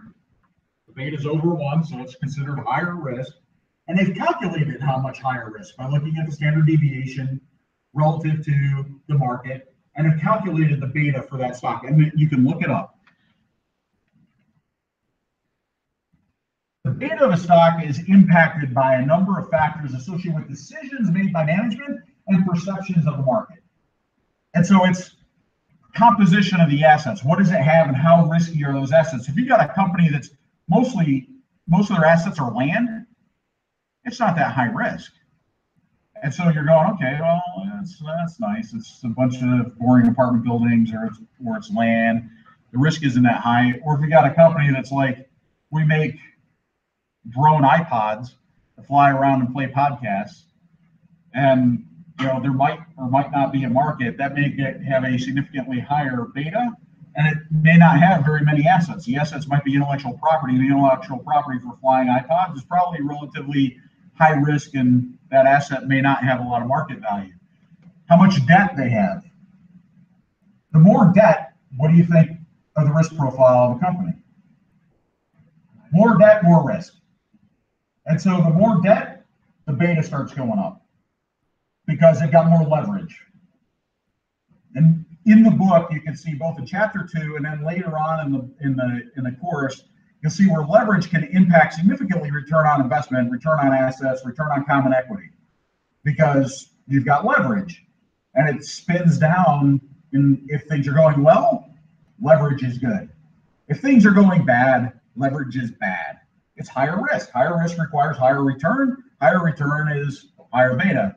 Increased competition. If you see competition going up, beta tends to go up because you're looking again at a company that's going, okay, it's getting riskier.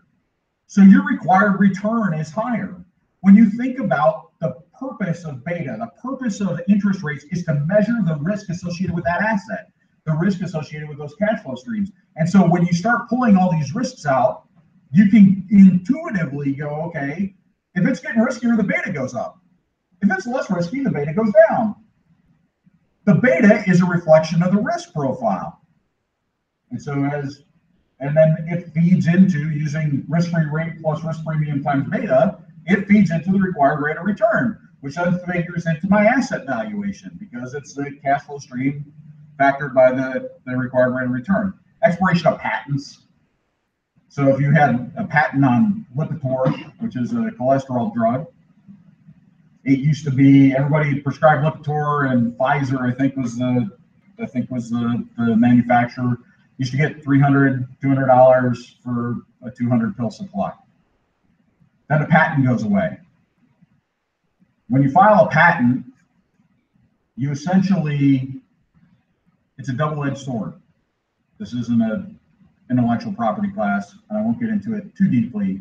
But essentially, when you file a patent, you have to file publicly enough information so that someone can rebuild what you just filed a patent on. And then you get protection so no one can do it for 20 years. But after 20 years, you've put the recipe for Lipitor in the public domain, and then anybody can use it.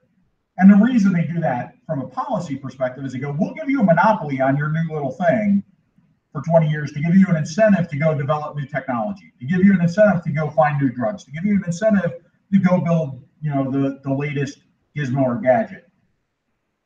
But we're not going to let you have that monopoly forever. We want all of society to eventually benefit from this.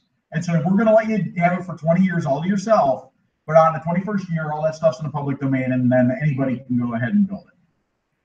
And it's the incentive to continue to then innovate that drives patent development. So when an expiration of patent comes, and all of a sudden Lipitor, instead of $1 a pill, goes down to 10 cents a pill or 8 cents a pill, because it doesn't cost much to produce, but because they had a monopoly on it, they could charge more. And again, when you take economics, if you haven't already, you'll talk about monopoly pricing. They go, okay, now the price comes down, the risk goes up, because they were sitting fat, dumb, and happy on a bunch of profits from a patent-protected invention that now is in the public domain. Any change in the required rate of return from a change in beta, so the risk premium, or the risk-free rate, which is inflation, affects stock prices.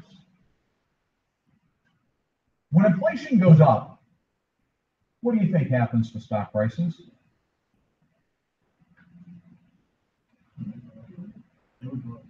Why? So inflation goes up from 4% to 7%. Stock prices do what? They go up. Why?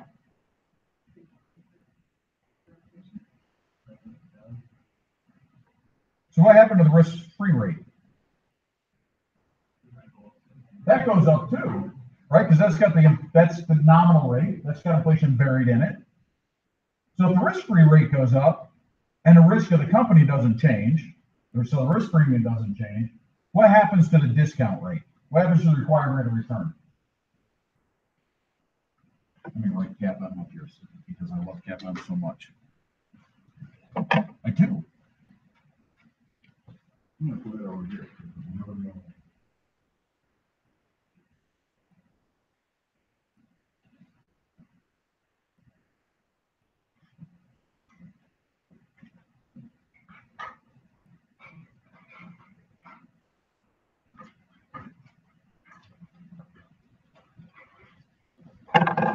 So if the risk-free rate goes up and beta stays the same,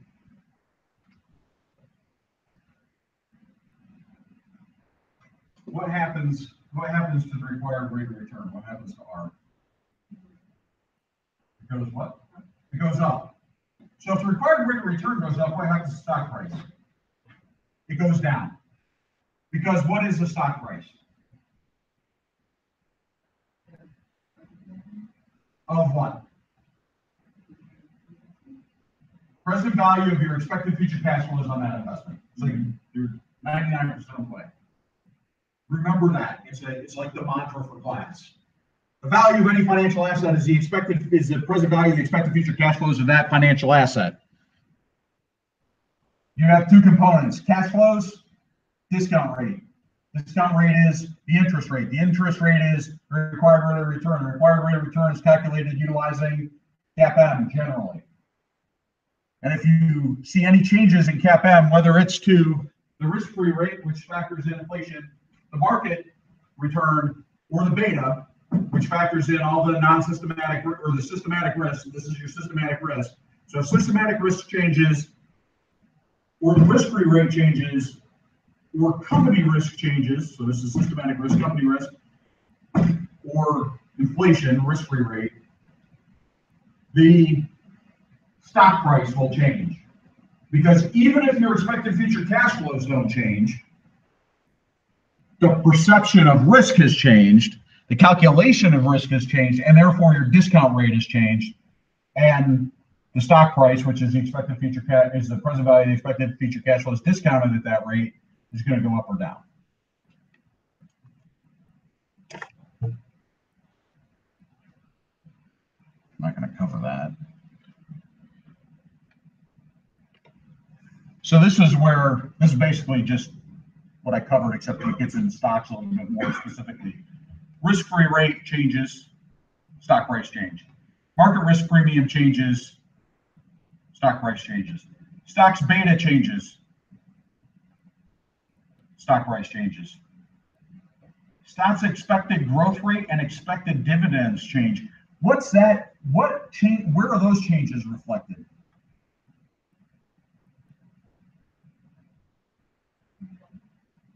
Say again? Yeah, where in the formulas? You're heading right. You're heading there. No. No.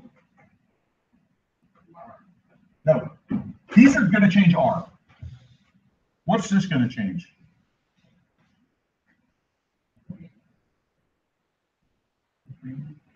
What's a dividend? So what does a dividend mean to you? If you're doing finance calculation, what's a dividend? To the company, or what if you're the investor? Payment. It's a payment. So what's changing when the dividend changes?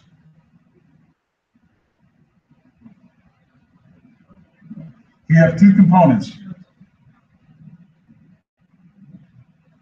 So the value of any financial asset. Present value of any financial asset is equal to the sum of the expected future cash flows discounted at a required rate of return. So if you know what the required rate of return is, that's that R. You can see that this is in CAPM, right? Risk-free rate, changes in that. Changes in market risk premiums in CAPM, right? You see it in the CAPM formula. Stocks beta coefficient is in the CAPM formula. So any changes to R are captured here. So the stocks, changes in the stocks beta coefficient, changes in the market risk premium, changes in the risk-free rate, all are reflected in CAPM and changes to the required rate of return. When you have a change in the growth rate and a change in the dividend, where are those reflected?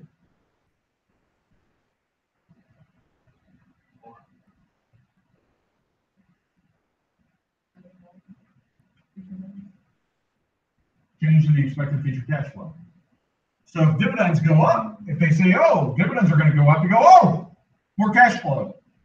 My expected future cash flow changed. If the growth rate goes up, and we'll look at growth rate. The growth rate essentially is the value of the company, the value of the assets underlying the company, and the expected growth in the dividend, or expected growth in the resale value of the company. So you go, oh, this is a change in cash flow, terminal cash flow. This is a change in periodic cash flow, so my dividends. And these are changes in required rate of return. Any one of those five things, or changes in all of those five things, are going to change stock price. Some up, some down, depending on what you're doing. But changes in dividend are changes in your current cash flow, and changes in growth rate are changes in expected terminal value.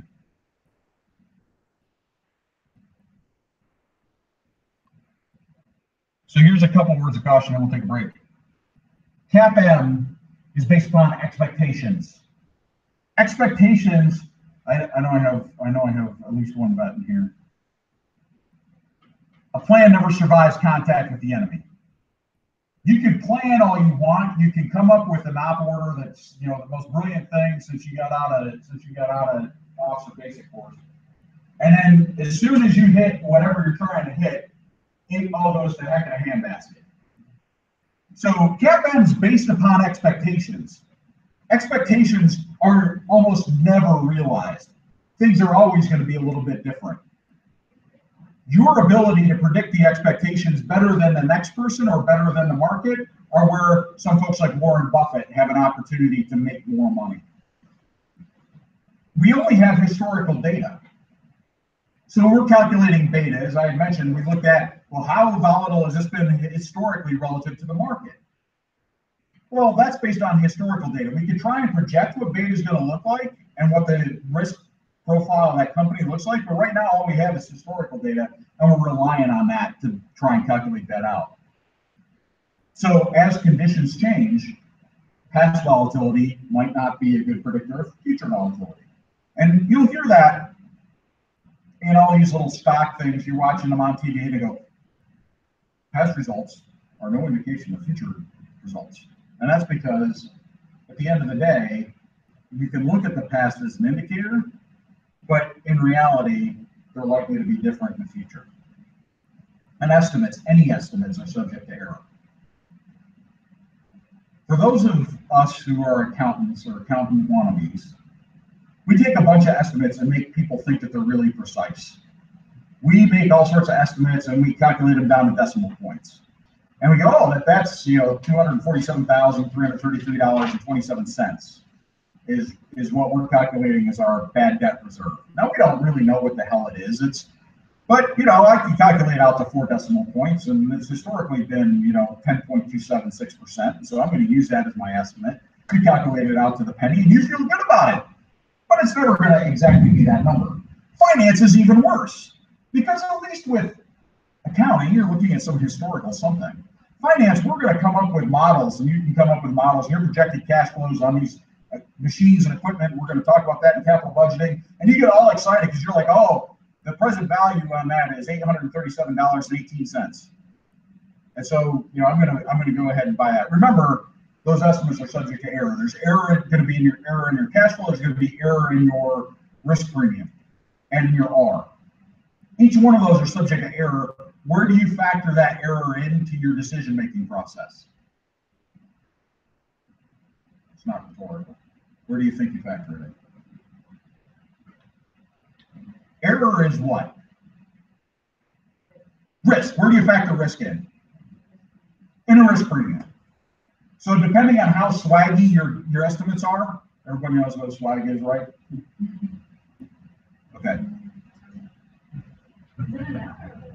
It can be used as both. So depending on, or an adjective. So depending on how swaggy your estimates are, you may go, hey, the risk associated with this estimate is going to be a little bit higher. I got to factor that into the risk premium. From a school book perspective or schoolhouse perspective, it's all factored into the risk premium, the interest rate, and cash flow. Each one of those contains estimates. So each one of those are likely to vary from reality. And you've got to recognize that as precise as you want to be, there's likely going to be some variation in both numbers. So that's factored, that is then theoretically factored into the risk premium. And I know it gets to be like, sounds like circular reference, you keep adding risk into the risk premium to get an estimate, to add risk into the risk premium for an estimate. But that's really where theoretically you're gonna look and add that estimate risk in as well. Any questions on CAPM stuff? We'll take a, I should actually wait and let you, any questions?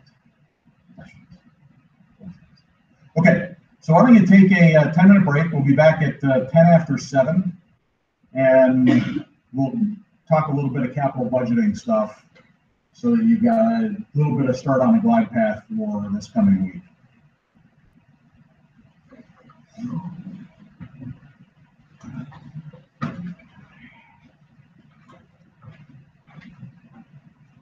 Yes, sir.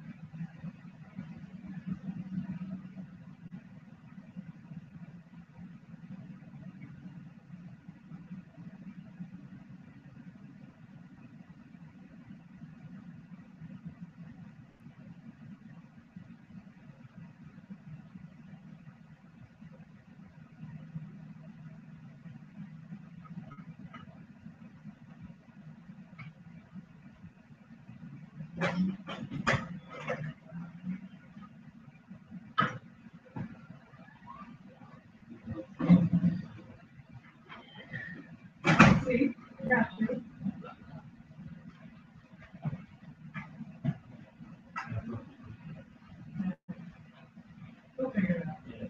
it's better to have it done now than wait until Thursday, so. It is. I'm your sister. Oh, yeah, that's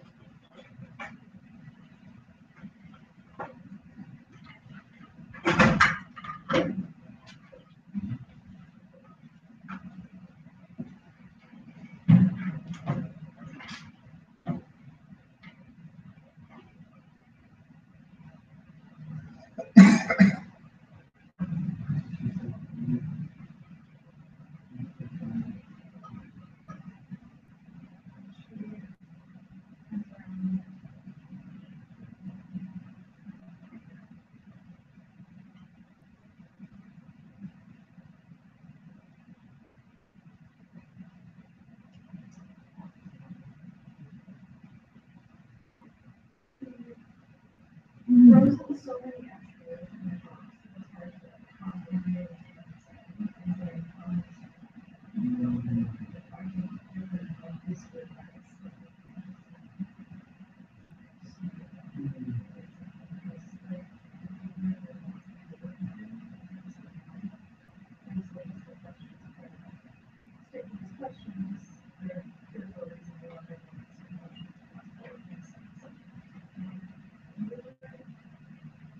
Just read the questions, I'm like, you can like reword it, and throw in ums and ands and then talk really fast, and they'd be like, well, that's a tough one, and they'd be like, I reword it, and just like, kind of work it. And you'd be like, oh, okay, well, it was like, actually, Yeah, I'm he's just trying so to find- nice, Yeah, he's. but, yes.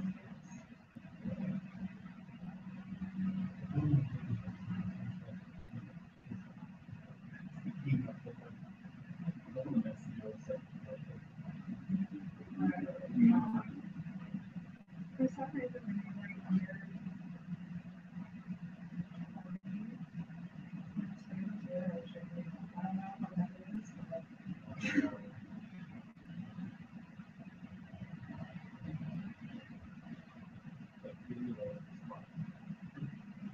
you like this slide?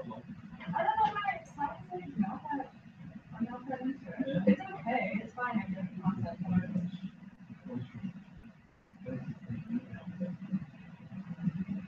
That's true. You can text your slide? Yep. You can. Or you mean it's on your phone at the top of the phone now? Well, Right, and it'll show up. Right, right.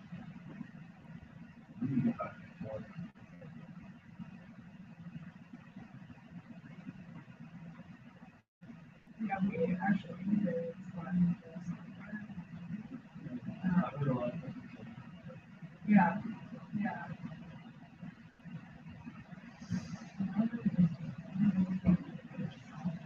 Okay. It's flow to the finish.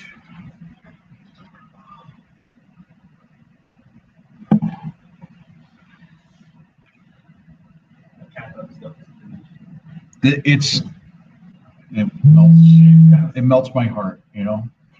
If you're like a finance geek, this stuff it's just awesome. I don't think I have the same emotional reaction. What? I know, crazy. I'm trying, but Yeah. It's hard. I've been doing this for 20 years. You get into it after a while. You're like, gosh, really great stuff.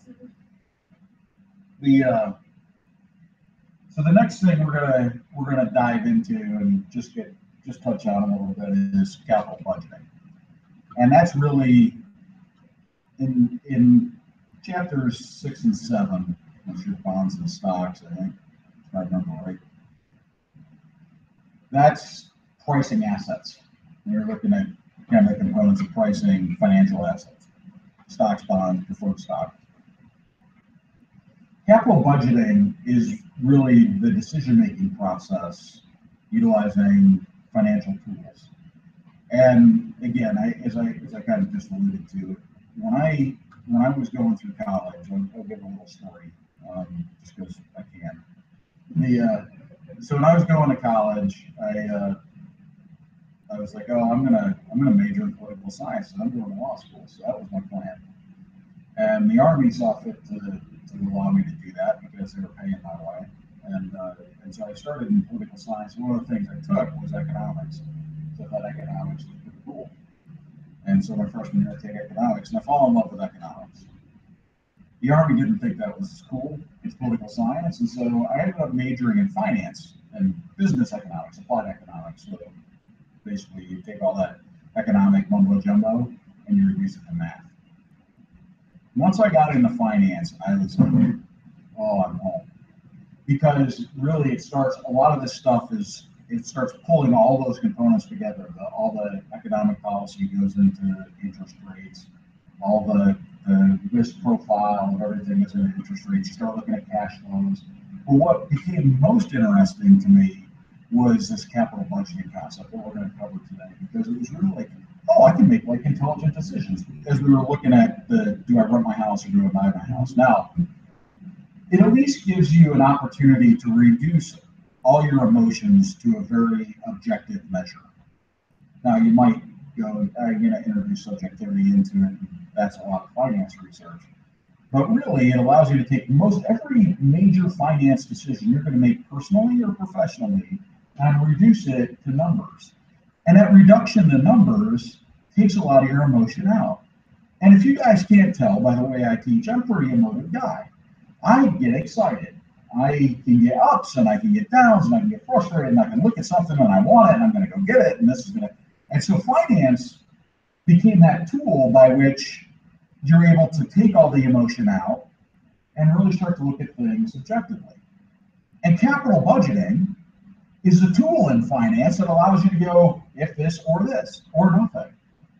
And so this was one of the areas of finance that I thought was most fascinating. And as a matter of fact, when I got done with my finance degree and got out of my active duty commitment and did the National Guard and Reserve stuff, I went back for my master's. And my master's degree was in operations management because I thought that was really cool. I'm like, well, if we could do this, if we could reduce to math all the finance decisions, can we reduce to math all the non-finance decisions?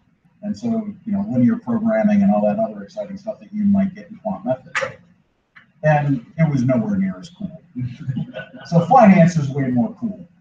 And then I went to law school because it was just something to do. So, but the law school, so after law school, I'm still going to school now. I'm taking extension distance courses at the University of London, in London, England, on economic regulation and the impacts of economic regulation, where economics, regulation, and law intersect. So how does it impact the economy, and what's the best design for economic regulation, and how do you then see the downstream impacts on businesses and on people and on countries? And so I love this economic stuff, and I really like the finance piece. So we're going to talk capital budgeting because it's really powerful. So capital budgeting, the toughest part of capital budgeting is figuring out what the cash flows are. Now, the good news is in the course, in the fake world that we have here at St. Martin's, generally the cash flows are fed to you. Here's your cash flows, please crunch the numbers and come up with a factor of X. Present value, net present value of one versus net present value of the other, take the highest. And we'll talk through that. In reality, when you go to the real world, and you get out of the schoolhouse, the toughest part is actually figuring out what the cash flows are. Because like we talked about before the break, it's all estimates. And so estimates are always wrong, it's just how wrong. And so this is the tough piece. And if you're in finance, and I got one finance guy here, and if you're in finance, or more importantly, for everybody else, if you're getting stuff from your finance department, and you go wander into finance and go, something new, please come up for me, or please develop a model for me to determine whether we build the new, Sonic Racer. Okay, fine. Some Google comes and builds this model. The finance department's job is to coordinate all the other department efforts. So getting the information from marketing, getting the information from sales, and getting the information from manufacturing, getting the information from purchasing, getting the information from credit and collections. You go, okay, let me take all these components that go into the manufacture and sale of this thing, Sonic Racer, and quantify all those in the cash flows. You can immediately begin to see that this becomes a daunting task because you've got all these folks, you haven't really built Sonic Racers before, you've got all these folks that are going, well, the product design is supposed to be like this, we haven't bought any of them, we haven't really built them, but we think it's going to take this many hours, we think it's going to be this much in fixed costs and this much in machinery and this much in labor costs, and then over the course of the product's life, labor costs are going to go up by 4% each year for 5 years, and we're going to be able to take this piece of equipment and we're going to be able to buy it in a year for this amount, and then we'll scrap it in 5 years for that amount. Each one of these components, you're not only gathering from subject matter experts all over your company, where your finance folks are, but every one of them is an estimate. And so you're throwing error on top of error on top of error on top of error on top of error because you're pulling this stuff together. So these estimates are really hard. Everybody will make it look like, especially your finance folks, they're going to make it go, oh, well, the sales cost is going to be $373,247.18 because that's what sales cost. Because we pay 6% commission on our total revenue, and our total revenue was $4,888,472 because that's what sales don't think it's out. It's going to be a lot more precise on paper than it is in reality. They're going to coordinate all these efforts. They're going to use the same set of economic assumptions. Stress that last word, assumptions. We've all heard what assumption is, right? Everybody's using the same set of assumptions. That's good. They're all assumptions. Assumptions are bound to have error. So you've introduced more error into your estimate. But everybody's using the same error-based assumptions, so at least you're consistently wrong. And then you make sure that there's no bias in the forecast. What's a bias? Give me a bias. Give me a bias in a forecast. What does that mean?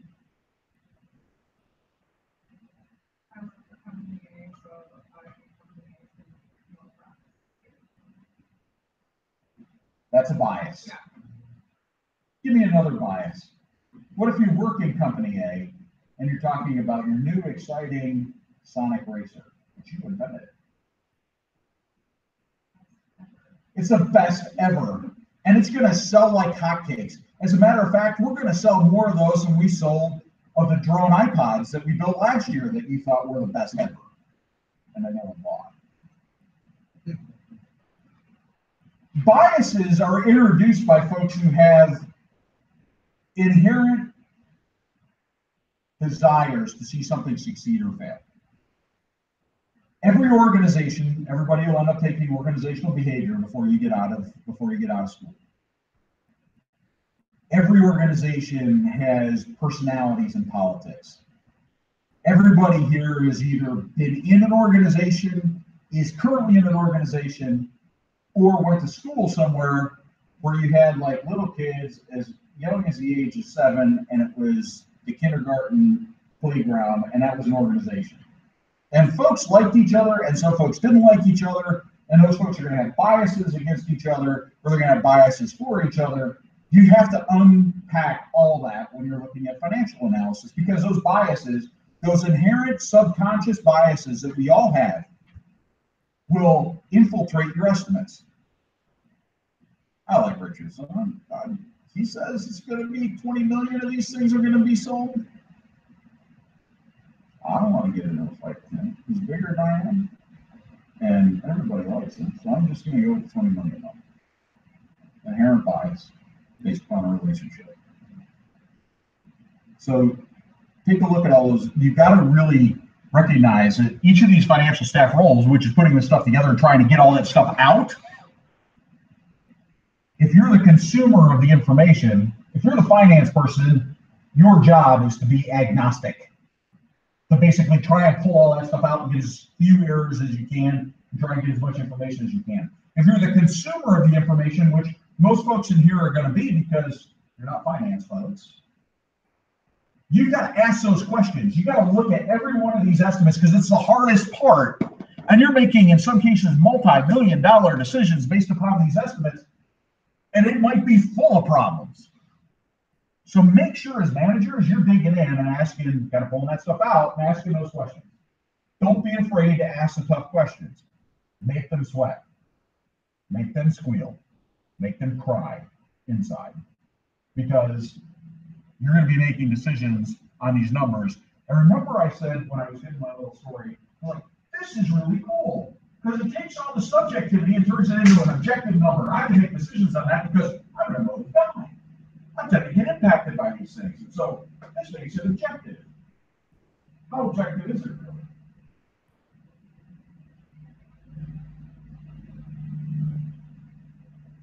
The calculation's objective. The inputs have a significant amount of subjectivity in them. Ask the questions. Drill down on the assumptions. Make sure you're comfortable. And if it feels riskier, based upon your comfort level with the assumptions, where do you adjust the model?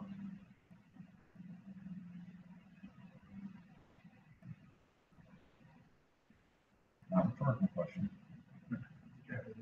Yeah, where in the calculation? You got two pieces.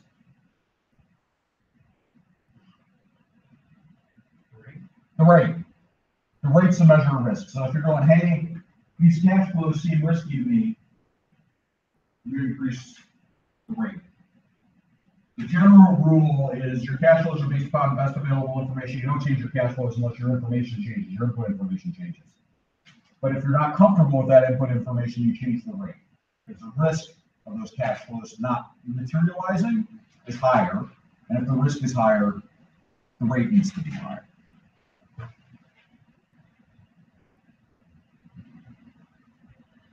When we're looking at capital budgeting, we only care about cash. And not just any cash, we care about after-tax cash. Because we don't get to keep the pre-tax cash because we've got to pay taxes. You ever tried to keep pre-tax cash, you go to jail. And so you can't use pre-tax cash, you got to use post-tax cash. And you'll see in a lot of these formulas, there's 1 minus the tax rate. you'll see tax rate starts popping into these formulas all over the place. You saw it in bonds, you saw it in stocks, you're going to see it in capital budgeting all the time. The other thing to keep in mind is accounting profits include things that are non-cash. Give me a couple examples of non-cash. Assets. No. Income statement stuff, not balance sheet stuff. Non-cash expenses or non-cash revenue. Medical insurance cash. Trust me, I write a check every month for the university. What's a non-cash expense? Depreciation. Depreciation. So for accounting purposes, you go, I'm going to buy a machine. It's $1 million machine. I'm going to depreciate it over 10 years. So on your income statement, it goes in as year one, asset, $1 million. Accumulated depreciation, $100,000. Net asset, $900,000 depreciation expense, $100,000. So you go, oh, I got $100,000 depreciation expense. How much cash actually went out the door in year one? $1 million, because you bought the machine. The cash is gone. Accounting says spread it out over 10 years because that's the expected useful life, and you use straight line and you take it out, and you've got a tax shield associated with that depreciation, and that gets factored in. But there's no, because that's a cash, the tax shield, which reduces your tax payable, which is cash. But the depreciation itself is not cash. The purchase of that machine, that $1 million in the first period, that was cash. The scrapping of that machine in period 10 for $10,000 is cash. But the $100,000 a year for 10 years straight line depreciation is non-cash. You might see $40,000 tax savings associated with it because it's got a tax shield, but it's not cash, the depreciation itself. The other thing is you're only looking at incremental cash flows.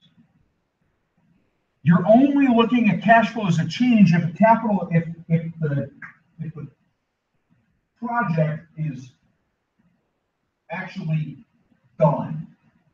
So for instance, if you got a building and you've got a decision and the building costs you $1 million and you're trying to use capital budgeting to make a decision. Do I install this set of machines for $25,000 to build the drone iPods, or do I install this set of machines for $50,000 to build the Sonic Racers into the building, and I bought the building for $1 million? Where do you factor in the $1 million?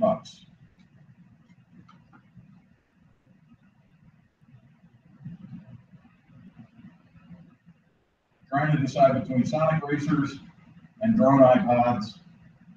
You bought a building for $1 million. It's going to go in that, one of those is going to go in the building. How do you account for that $1 million?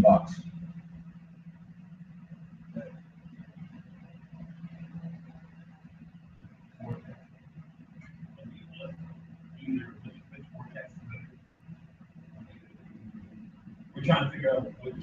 You're trying to figure out, yeah, I've got a choice. You can do either Sonic Racers or iPod drones. I bought a building for $1 million, and inside that building for $1 million, I'm either going to put $25,000 worth of machinery to do the drone iPods, or I'm going to put $50,000 worth of machinery to build the Sonic Racers. Where do I factor in $1 million? Used to buy the building.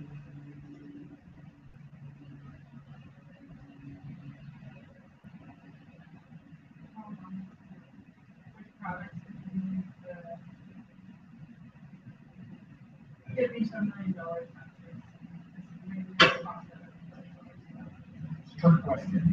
You don't. You don't. You already spent $1 million. Right. There's no decision to be made. It's already there. So you're like, I'm trying to figure out if I want Sonic Racers or if I want drones. The building's already bought. It's a sunk cost. There's no change in the cash flow associated with the capital budgeting decision. It's $1 million. I'm paying a mortgage on it, whether I stuff drones in it, whether I stuff racers in it, or whether I do nothing with it. So it doesn't even get factored in at all. A lot of times when you're looking at these products and these problems, or especially in the real world, folks try and get you to put in on these sunk costs. Oh, we already have the garage out back, so we should probably use it. You got to factor in the cost of the garage. You got to factor in the cost of that machinery that's been sitting there that's idle. You know, there's no incremental cash flow associated with it. Nothing changes whether you use it or don't. Or you've already bought it. It's a sunk cost. All you're looking for to evaluate in capital budgeting is the cash flows that change. What we're trying to do in capital budgeting is decide between multiple choices. I have X that I can do. I can do one of 2 X's, or I can do one of 5 X's, or I can do 2 of 5 X's, or 3 of 12 X's. Which ones do I do? Or I have X amount to invest, and I have these 12 choices. Which of the 12 do I choose? That's what capital budgeting is. So you don't get trapped in factoring in cash flows that aren't changing, or sunk costs, or things that aren't going to matter because you've already got it. Incremental cash flows is a change in a net cash flow associated with purchasing and investment. So an incremental cash flow is the expected future cash flow. Change in expected future cash flow, up or down, based upon making an investment, based upon purchasing an asset. What we're trying to do, like I said, is make a determination: what assets do we buy, or if given limited resources, which assets do we buy? So here's some problems. Things to look out for: trips, some costs. Cash outlay that's already been incurred will not be recovered if the project is purchased or if the project is undertaken. Some costs, throw it out. Doesn't matter. You've already bought it. You've already spent it. You may have spent $200 million to build Maria's drones, and they ain't selling. And you're going, $200 million doesn't bring. I wonder if I had another drone line, if I can recover some of that $200 million.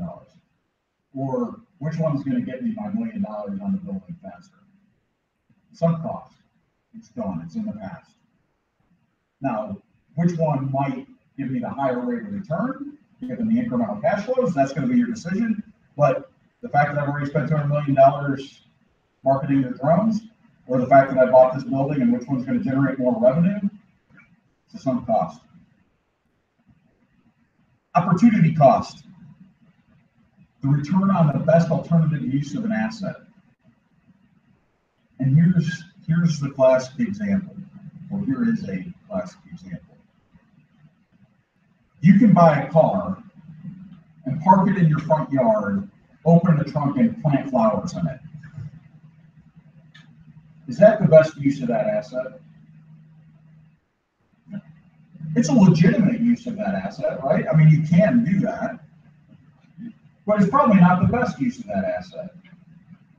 And so you have to look at the opportunity cost and go, okay, if I don't do something, what's being left on the table? You can have an apartment building, and you go, I'm going to leave the apartment building vacant because I'm waiting to renovate it in a year, or I can put tenants in it.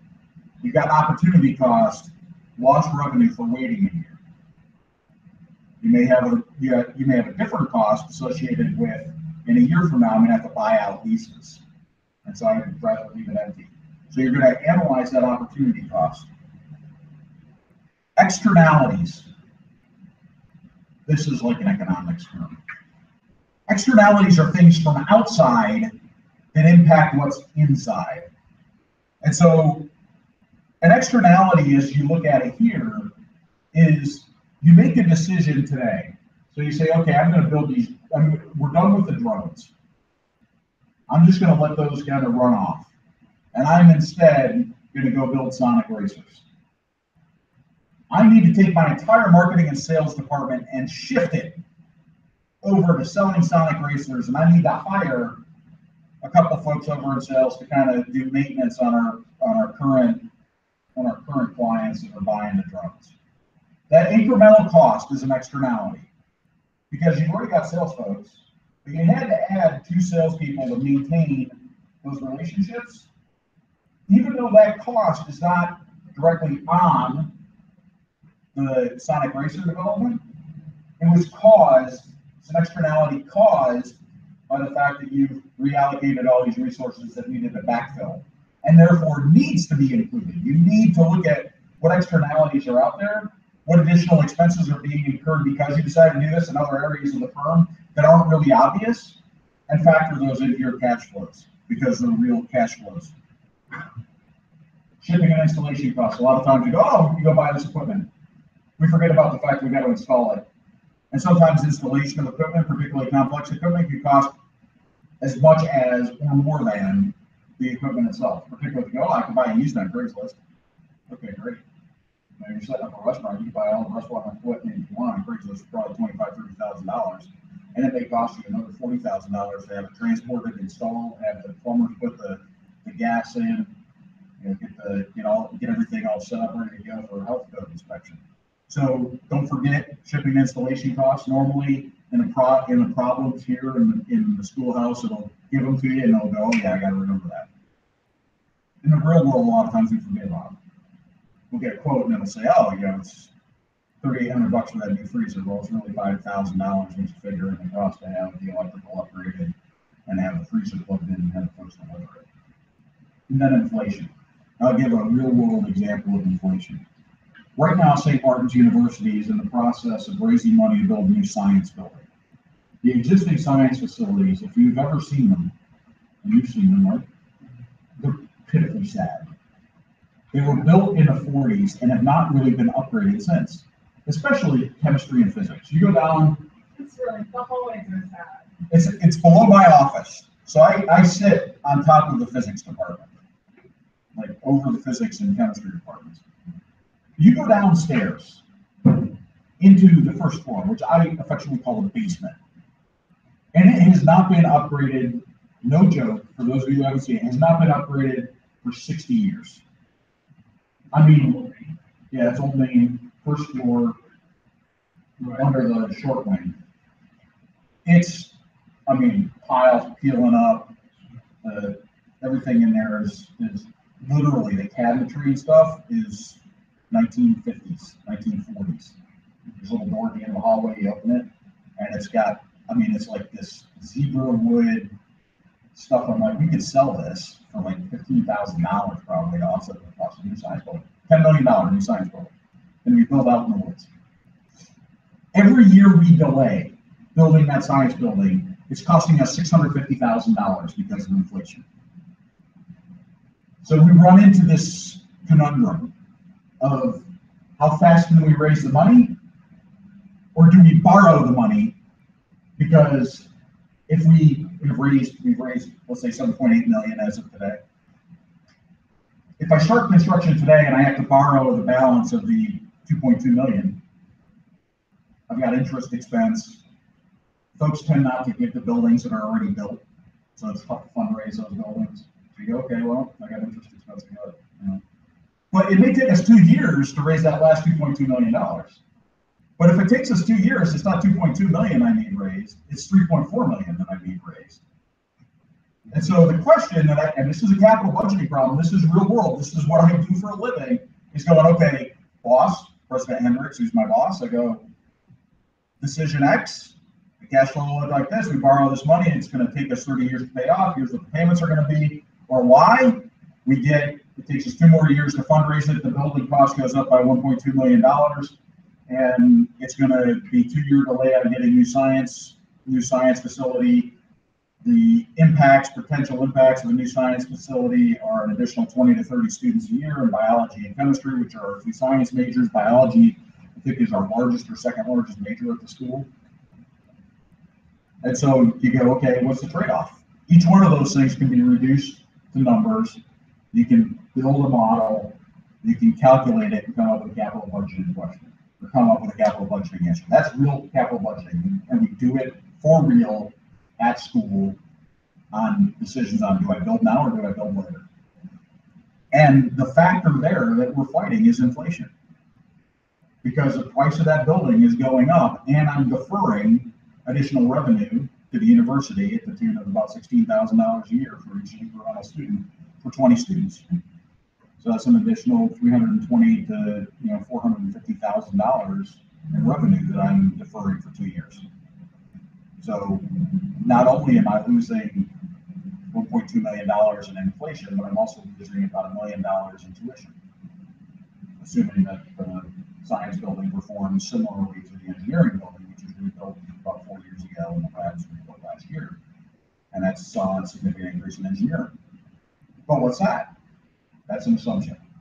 So I'm making an assumption that we're going to see similar characteristics between engineering and science, but we may not. We may cap that with biology majors. They may love the biology labs, which happen to be on the 4th floor of the whole thing, and have big giant windows and a lot of light, 60-year-old stuff, as opposed to chemistry majors, which we don't have too many of in our basement.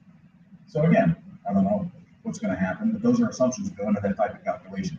That's real world capital budgeting stuff. This isn't all theoretical mumbo jumbo BS in here, and we do it every day to try and make these kind of decisions.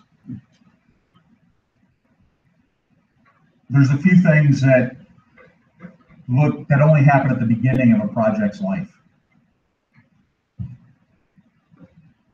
It's the initial investment. It's always a negative number. You buy the asset. You have shipping and installation of the asset. You have the tax effect of selling an old asset. If you've got a fully depreciated asset and you sell it for $20,000, do you get to pocket $20,000? No. You get to pocket $20,000 minus the tax gain on the sale because it is a fully depreciated asset. So the asset was worth $0. You sell it for $20,000. It's worth $0 for tax purposes. You sell it for $20,000. The IRS says, I want, under the new tax law, 21% of that. So using 20% because I'm a simple person, you send $4,000 to the IRS and you get to pocket $16,000. So you got to figure in the tax effect of selling the old asset as well as the cash associated with selling the old asset. That'll happen at the beginning. The other thing, the last one, is change in investment in working capital. What does that mean? What do you think that means?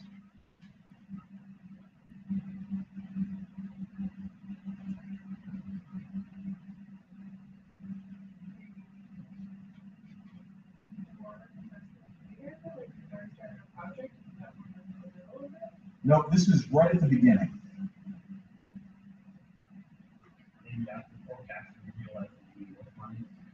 Why do you need more funds? You're on the right track. Maybe, probably not. Think about this. Think about the scenario we were just talking about. We're building drones, drone iPods, and then we're going to build these new Sonic racers. What are you going to need before you start building the new Sonic racers?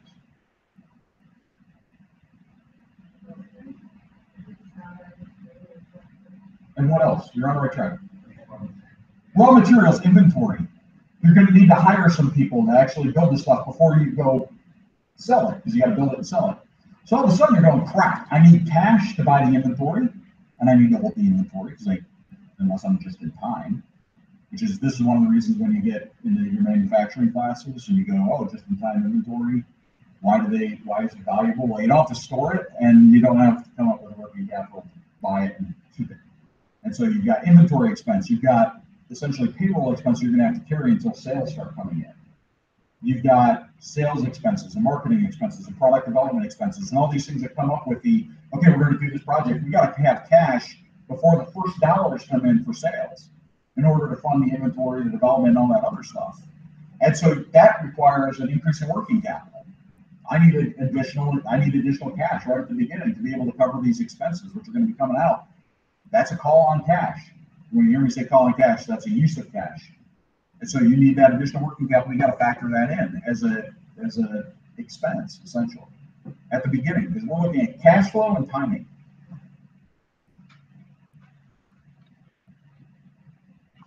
Throughout the life, you're looking at changes in net sales.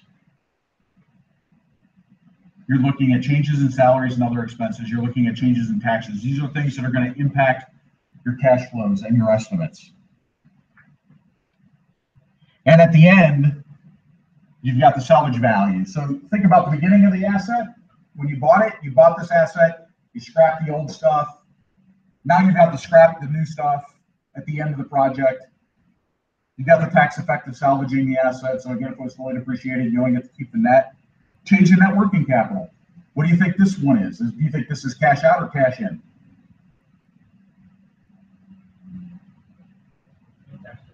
It's cash in, because now you're not holding all this inventory anymore. You've produced it and it's sold. You no longer have all these workers that you've kind of stood up and you got to pay in anticipation of sales later. You're closing this project out. And so you get that money that you put in up front to go buy all that inventory and stuff. That all now flows through the system. The labor flows through the system. You don't have expected expenses, future expenses, so that working capital frees up and comes back to you. And you've got lost opportunity to salvage a replaced asset.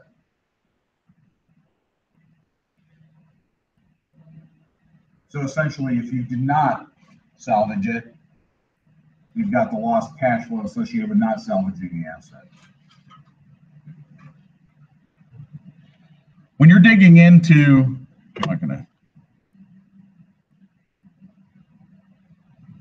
when you're digging into capital budgeting this week, don't let it overwhelm you. It's easy to get completely overwhelmed with a capital budgeting problem. Take each thread and break it out and analyze it separately. In this particular case, you've got a purchase price of $9.5 million. You got shipping and installation of $500,000. Increase in net working capital for inventory and other things of $4 million. It's going to last 4 years. You're going to be able to sell it for $2 million at the end. Net sales are going to increase by $30 million. Variable costs are 60%, which means 40% of that is going to be contribution, overhead, and profit, which is going to be kind of the piece that goes through to contribution margin. Overhead's going to go up by $5 million. You got a marginal tax rate of 40%, and depreciation method is 5-year makers. For those of you who aren't used to makers tables, I think they're in the book. That's not straight line. It's accelerated depreciation, modified accelerated cost recovery system is makers. It essentially allows you to recover your depreciation faster, which gives you earlier tax shield, which we know the sooner I get my money, the more valuable it is. Because time has a money value, money has a time value. In this particular case, at the beginning, you've got the purchase price of $9.5 million, you got the shipping and installation, and you got the working capital. So the first day, you're going to spend $14 million. Your operations each year, you got $30 million in sales. Your variable costs are 60%, so 40%, the difference, the 12,000 or 12 million, goes to overhead and profit. And you've got fixed costs, the increase in fixed costs of 5 million. So your net cash flow before depreciation and taxes from operations is $7 million a year. There's your makers table. So you're going to accumulate depreciation of $8.3 million on the asset because you're only going to hold it for 4 years. Remember, it's a 5-year depreciation table. You're only holding it for the first 4 years. So you just multiply this thing out. We've got accumulated depreciation, 8.3 million, but it varies depending on the year. And that's important because we're present valuing this stuff. So in any given year, you've got $7,000 operating cash flow, then you got to take the taxes out. Plus, you got $2 million from back here. Depreciation is a tax shield, you add that back. Like I said, this one can get you a little bit, let's take it one step at a time and be okay. So your net operating cash flow is $5 million in the first year, $5,480 in the second year, $4,960 in the third year, $4,680 in the fourth year.